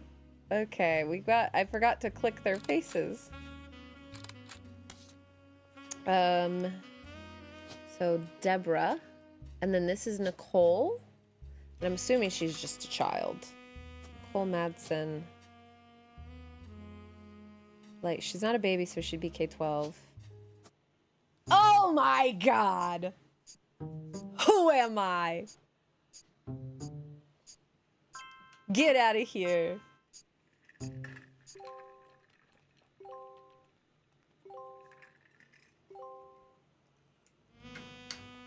Yep. Okay, so we know that's Ernie. We know that's for sure. We've like fully locked down this part of the tree, which is incredible. We've locked this in. I don't know why it's filled in a box like that. What does that mean? Where's our little... Do we have a key? Family trees use surnames from birth, even if the person changed their last name after marriage. Always use a person's most recent occupation. Genealogy for dunces.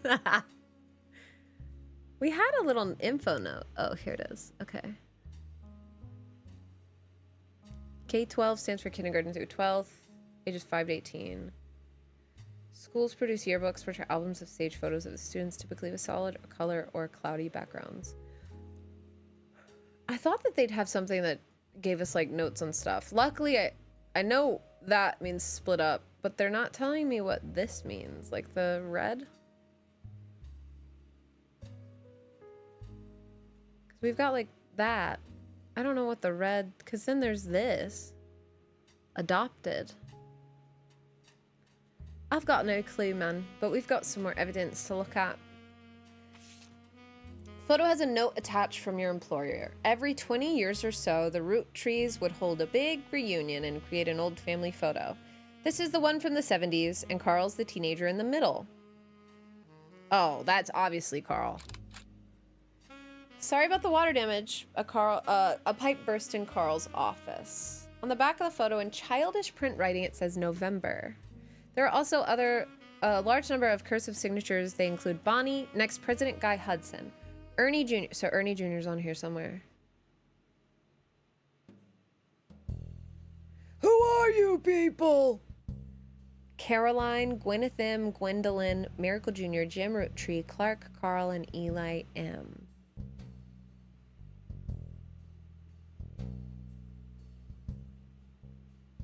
I don't know any of these people.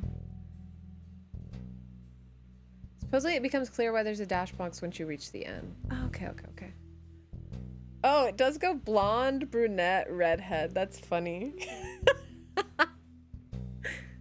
Okay, cool. Well, I'm gonna go put Carl's picture in. I don't think we have enough to tell who everyone else is. It does say Jim is in here somewhere.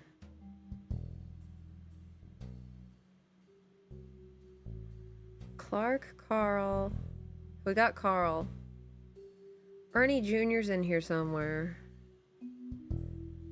This guy's gay. That man's just straight up gay, y'all. Vote for Stephanie Jones for city council. Better for Butler County. She's pregnant. This was buried under a ton of other mail that Carl left in his inbox. It had a handwritten note attached that seemed personal. It is a flyer about a candidate for local office, Stephanie Jones. On the back is an excerpt from a newspaper article from the Butler County Times about her campaign. Stephanie may have grown up in an unconventional family, to say the least, but in her words, it was still full of love. And now, 22 years later, with a baby of her own due around Christmas, her message for voters is simply, love is our future. The handwritten note says, Carl, I know we don't see eye to eye when it comes to the candy company, but if you could talk to your girls about putting out a statement supporting Stephanie, she could use the publicity your daughters bring. Don't let our conflict spread to the next generation. Sounds like something a sibling would say. Carl. Carl's siblings. Carl doesn't have siblings.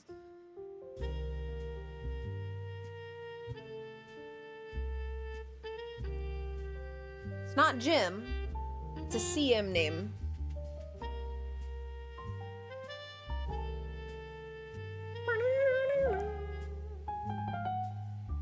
CM. It would be someone in his generation, because they said we don't want it to spread to the next generation.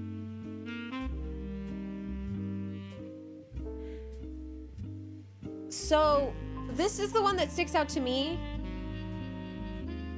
Only because they said she had a very unconventional growing up. So this would be Stephanie. She was adopted by the next spouse of whoever this is. I'm just gonna throw her in there and see. Stephanie. Oh, what Stephanie is she? It doesn't have her name in here. Do we have Jones? Brian Jones would be her husband.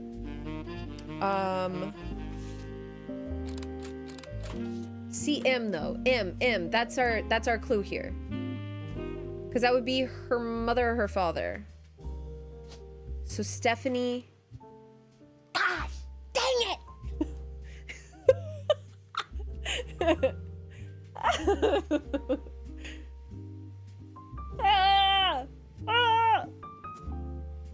So it'd be an M. Whoever this is an M.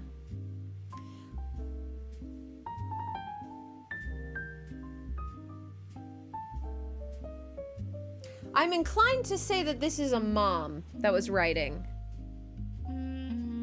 Because if Stephanie doesn't have an M name, but this person has an M name, I wonder if she took the name of her dad? Because she was born out of this marriage. Or maybe she took the name of the spouse. Ah! Or there's some maiden name switcheroo happening, yeah. I mean, we already know that from Gwen, because her mom, the spouse, kept the Roottrees name for Gwen. We don't know who the spouse is, so. Okay. We got some fuckery happening, but what do we have? What do we have? Notable Roottrees still. We need to look up Lauren Roottree. We haven't looked her up yet. Author! Author! Lauren Roottree. Ay, ay, ay. Ay, ay, ay. Is known for her book, A Life Between Wars. Where's she at? Lauren! A Life Between Wars. According to the website about famous authors, in the early 1960s, Lauren released a few romance novels under her married name, Married to a Rafferty Man. When the publisher learned she had been keeping diaries from her famous family, they insisted she release them under her original name, Lauren Roottrees, to take advantage of her family's notoriety. The selection of diary entries, released in 1965 as A Life Between Wars, spans from the untimely death of her husband in World War II, so widow. I don't know why I read it like that. To coping with a post-war world as a young widow and mother, as well as her perspectives on changing times and socialites, all the way through the entry into Vietnam. While the content is not considered particularly relevant to modern audiences, it has found new life as an exercise in high school English classes to show an evolution in writing style, and for a look into life in previous generations. After the success of her diaries, her publisher re-released her romance novels under the name Lauren Roottrees. Romance in Court, which gained popularity. She followed the re-release up by writing two new sequels, creating what fans refer to as the Court Jester series. You find no recent details about Lauren, though she is listed as retired. Okay. So, I want to look up this just because. Romance in Court is a book by Lauren Roottrees. It is the first and most recent of a series of 3 books, often called the Court Jester series. All 3 books in the series are about different romances, but told via the same narrator. You could probably surmise the narrator's profession. The 2 other books are called Return to Court and New Romance in Court. Oh, brother. Return to Court. New Romance in Court. We're gonna look these up in the library, baby. Books had some popularity when they released in the 60s. 30 years later, they aren't in high demand. Get me to that. Lauren Roottrees. Romance in Court. A romance novel by Lauren Roottrees. The About the Author blurb mentioned she had inspiration from one of her brother Clancy's lectures on Middle Ages. A professor? I don't know why I'm saying that. Is he a professor? I thought he was the professor. I mean, they both can be. They can both be professors, whatever. Sure. Clancy, a professor. That's crazy. Okay, Romance in Court. Return to Court. Lauren Roottrees' follow-up to Romance in Court. The About the blurb. Okay. Same. And then New Romance in Court. Okay. But I'm curious because she re-released the first one from Rafferty. No copies available, out of print. Okay, cool. So we have Lauren Rafferty. What was it called? A Life Between Wars. Nothing relevant. They re-released it, but I thought I'd still be able to pull it up. There we go. Seems you've hit the jackpot here. This is a book occasionally taught in schools. You even find a hardcover edition for students that has full-page, high-quality pictures in it. Jesus. A summary of the contents of the book, photos, as well as some particularly relevant entries from the diary have been added to your evidence. Cool. All right. We have a lot of evidence to go through. Is there anything else I want to look up? I don't think so. Okay, Lauren. Let's start here. There's Lauren, and there's her husband, Jacob. Lauren and Jacob. We're putting them in. There she is. Let's do Jacob first, just in case this pops off. Jacob Rafferty. She's a Rafferty. Yes. Yes, she married into Rafferty. True, true. Okay. Okay, we still need to get one more. She's a kid who got divorced and got divorced and got married. Sir? 3 kids? Ma'am? It could be a woman. I'm being sexist because of the time. Because of the year. Back then, if a woman got divorced, she'd never be married again. But a man, you know. Fuck. Okay. The below are notes and observations you made while skimming through Lauren Roottree's diary pages in Life Between Wars. Lauren Roottree's on the notable Roottree list. Me. The book was published in 1965 and consists of diary entries that stretch from 1940 to 1965. The most important event that much of the diary and Lauren's thoughts revolve around was the loss of her husband, Jacob. Jacob died in the final months of World War II while Lauren was pregnant. They left her to raise her son, Clark, alone. Lauren never remarried and only had 1 child. Hello, Clark. I assume Rafferty. Oh, Clark. Clark? Clark! Wait a minute. By skimming the pages of the diary, you glean the following information. She was a granddaughter of Elias and Gwyneth on her father's side. Her mother's family was called the Cossells, but she hardly ever mentions them. On her father's side, this is a Cosell. Sarah! I'm sorry, I'm getting animated. Her father, who she always refers to as Pop, was the head lawyer for the Roottrees Candy Company and helped write a legal document called the Clance Trust. He's a lawyer. He's no freaking professor. It's clear from context that the Roottrees have internal shorthand names for the different generations of the family. Lauren uses them often. 5 pieces, the first generation of children, the next generation, Lauren's generation, and the free spirits. Okay. Import. We're gonna just copy, paste. Ooh.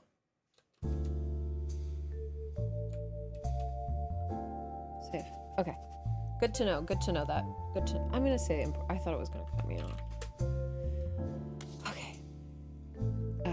Sorry. We have stuff to look at here. Okay, we've got her. Butler County time.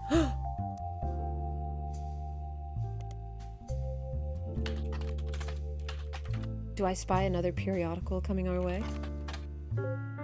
Yes! The title of the game is called The Roottrees Are Dead.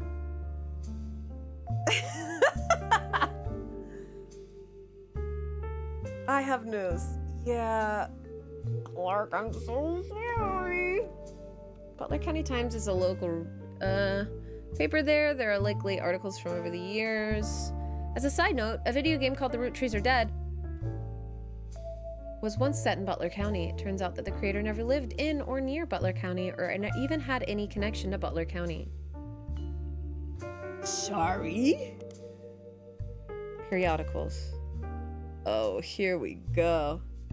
Line reaching. Yep. Do you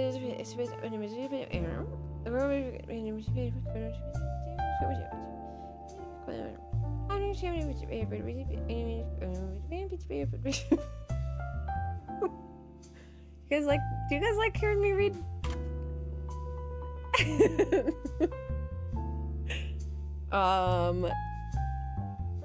Who can we look up? Jim Roottrees. Jim seems to have left Butler County. The only article you find is an article titled Former Butler County Resident Enters Disco Charts. They had a 2-year-old daughter named Candy. The writer of the article did not seem thrilled. Called the name a bit too on the nose. Okay, let's go back to our evidence. Complaints.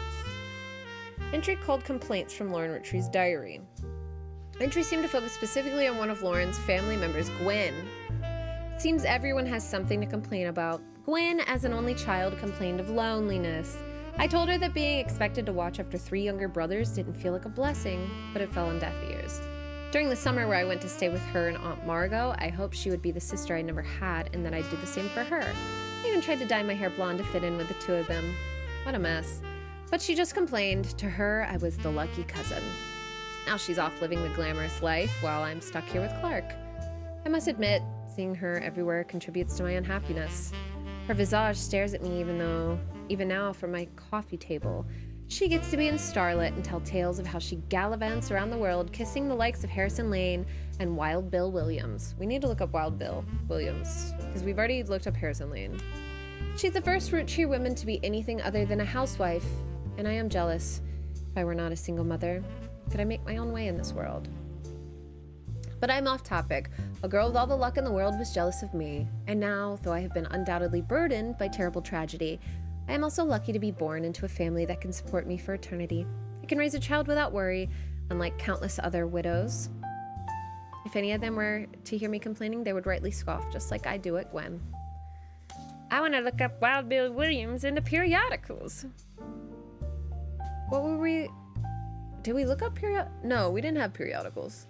We were looking it up on Spider Search.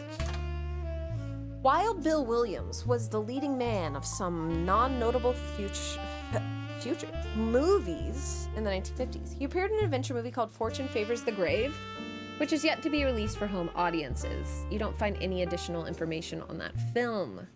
He was known for his good looks and off-screen romances, specifically with blondes. He was married 4 different times to 4 different actresses. There's a famous Hollywood rumor that even he approached Marilyn Monroe at a party and that she was already aware of his reputation. Wild Bill grew up in Paris, France, and he often returned there often. He grew up in Paris, France, did he? Very interesting. You know who else has gone to Paris? Aha! Wishing you well from Paris. And he had a penchant for blondes, did he? I'm wondering.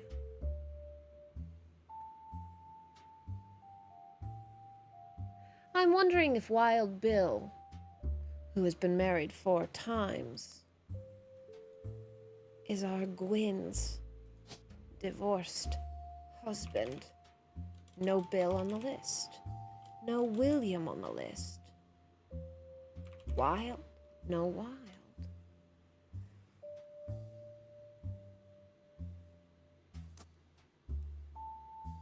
Interesting.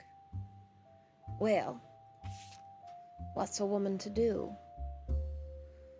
What's a woman to do if she can't find that out? Wait, Starlet. Starlet. Have I looked that up yet? Oh!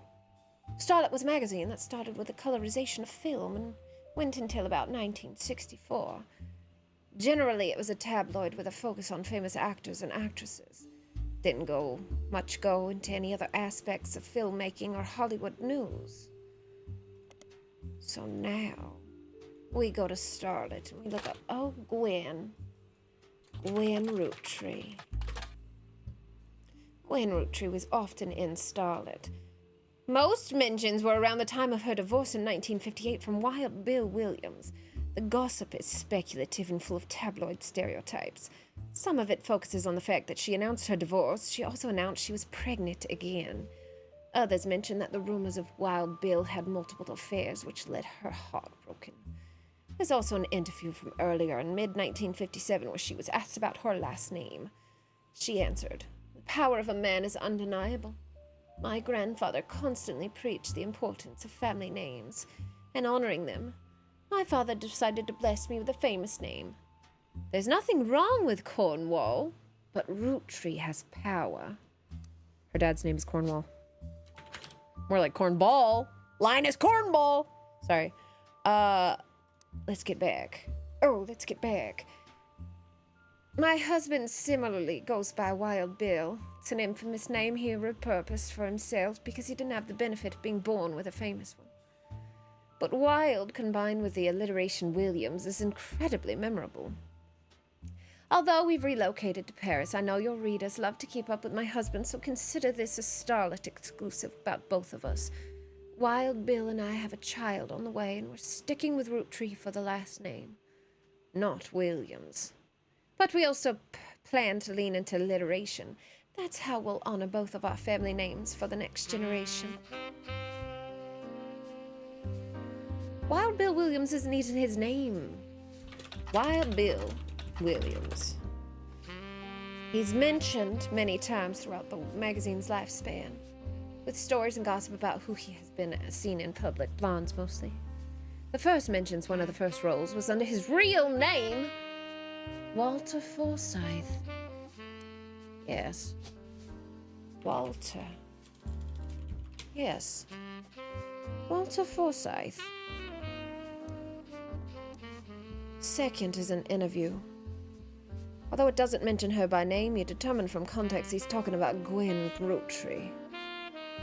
An apology to all the ladies. I'm actually taken. Earlier this year, I did a friend a favor. He was directing a war movie and asked me to play a small part. Wouldn't you know it, that son of a bitch cut me from the picture. I'm just ribbing, it wasn't his fault. Apparently the studio didn't want to pay for a star of my caliber. I got the last laugh, though. I met someone. She spent most of the film crying. She was playing a soldier's wife, you see, and even through the tears, she was incredible. I know I tend to have a reputation, but this one's true love. I only have eyes for her. Ironically, the third is a rumor. Why did I turn British? Due to multiple affairs, including one with another actress. An American reader on vacation in Paris claims to have overheard Wild Bill and Gwen arguing in public while she was holding a baby and visibly pregnant. Not long after, Gwen announced she was divorcing Wild Bill and also that she was pregnant again, giving this rumor more credibility. Wild Bill Williams. Oh, Walter Forsythe.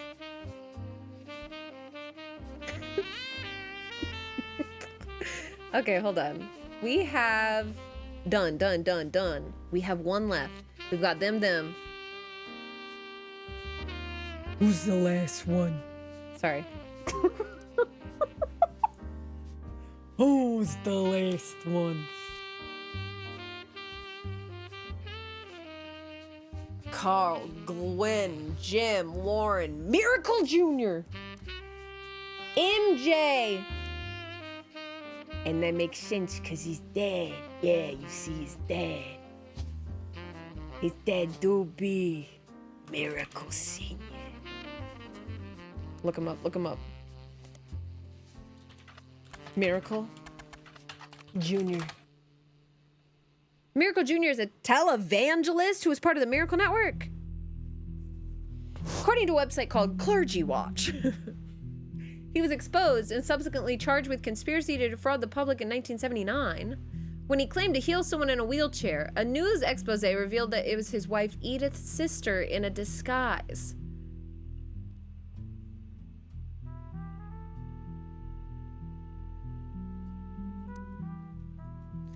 Oh, we know your wife's name is Edith. Edith Jacobson. And you're a televang? Preacher? Hold. We're looking up the Miracle Network.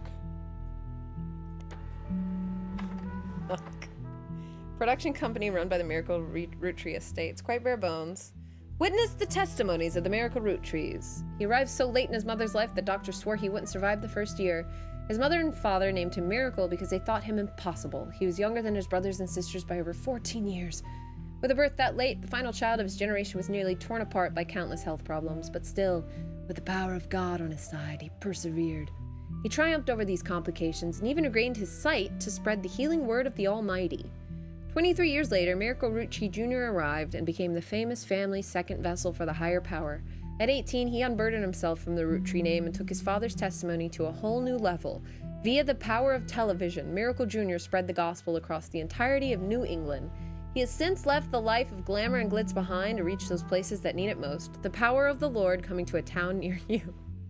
So, he's also a preacher. And he didn't have sight when he was born. Right.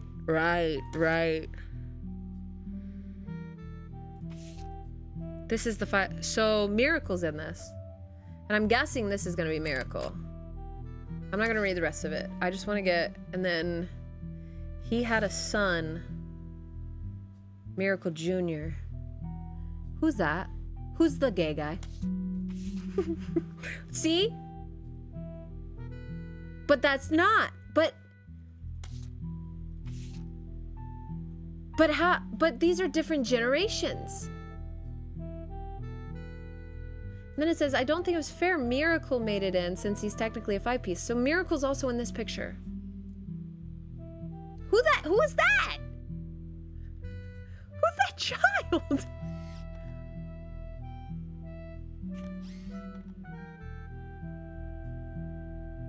What if that's Miracle Jr.? And that's Miracle. What did Ely stand all the way to the left? But I was outvoted by my brothers. They sit, so the four of us stand together. And so we clump up in the middle and let everyone filter in behind and in front of us. So this would be Lauren and her brothers. That would make that mirror. But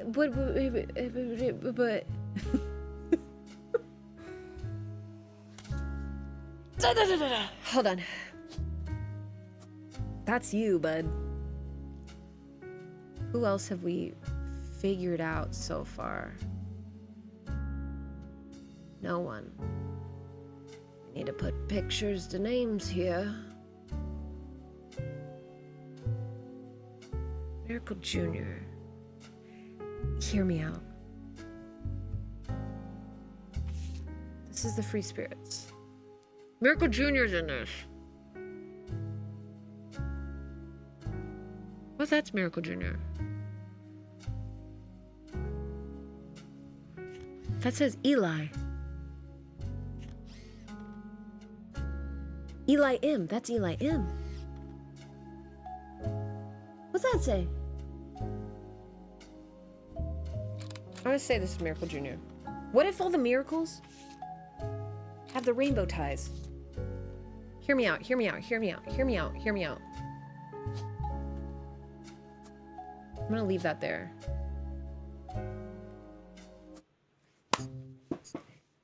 You're telling me the preachers have the rainbow ties? Every generation has a Game Boy.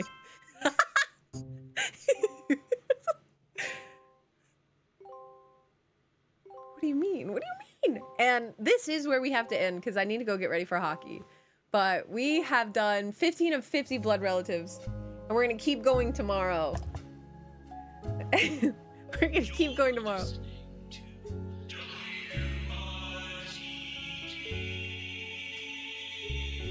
It's time for your headlines. Once an hour, every hour, on the 45. It's a bizarre development to an already tragic tale. In the wake of the accident that took his life, some of Carl Roottrees' belongings have apparently gone missing. Most notably, a framed photo of the Roottree family from the mid-1970s that Carl had on his office wall. We interviewed a local psychologist about I didn't listen. Do such a thing and why. For that article, search online for WRTD News. Again, that's WRTD.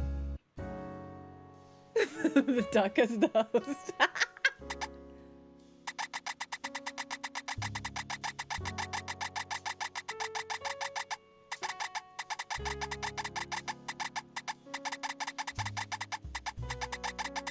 Sorry.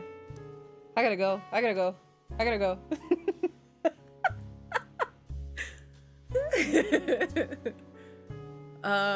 Save and quit. All right, guys. Beautiful first start on the Roottrees Are Dead. I think we should become a genealogist because this is crazy. I'm a genie in a bottle, baby. Bring me your family trees. I'll figure them out. I hope you guys have a wonderful rest of your day. I need to jet because I have to go get ready for hockey still and then leave. Guys, did I tell you that Tasha, please.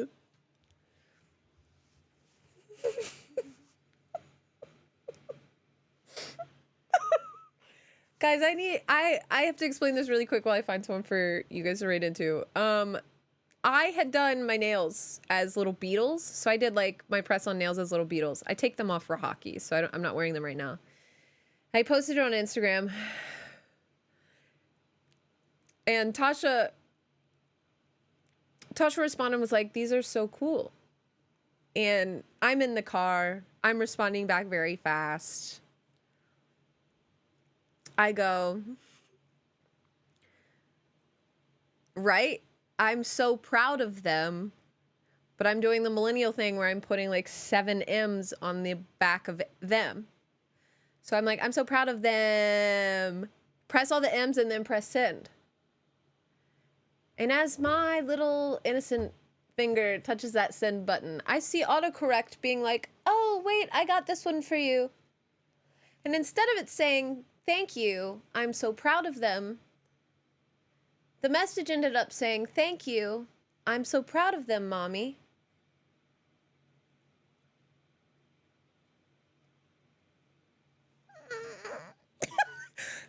Curled up. The next few messages are just, wait. No, no, no, no, no. That meant to say I'm proud of them with a bunch of M's. Tasha's dying. Tasha is laughing her ass off. And I'm like, why? Of all things, why would it say that? I'm just glad it was Tasha and not someone that I didn't know at all. I'm like, I'm so proud of them, mommy. Because, like, what do you mean? Huh? Anyway, I'm sending you guys over to Leggies. Have a wonderful rest of your day.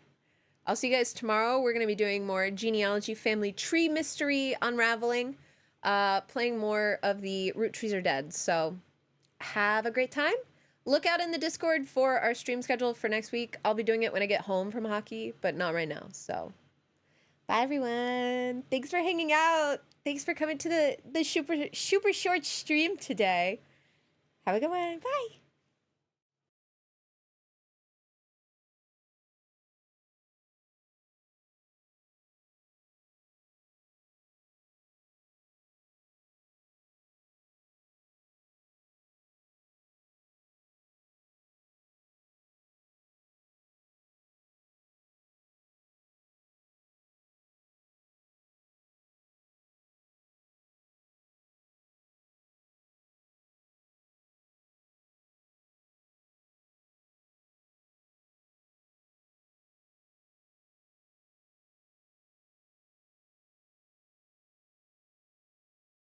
You have to shear them.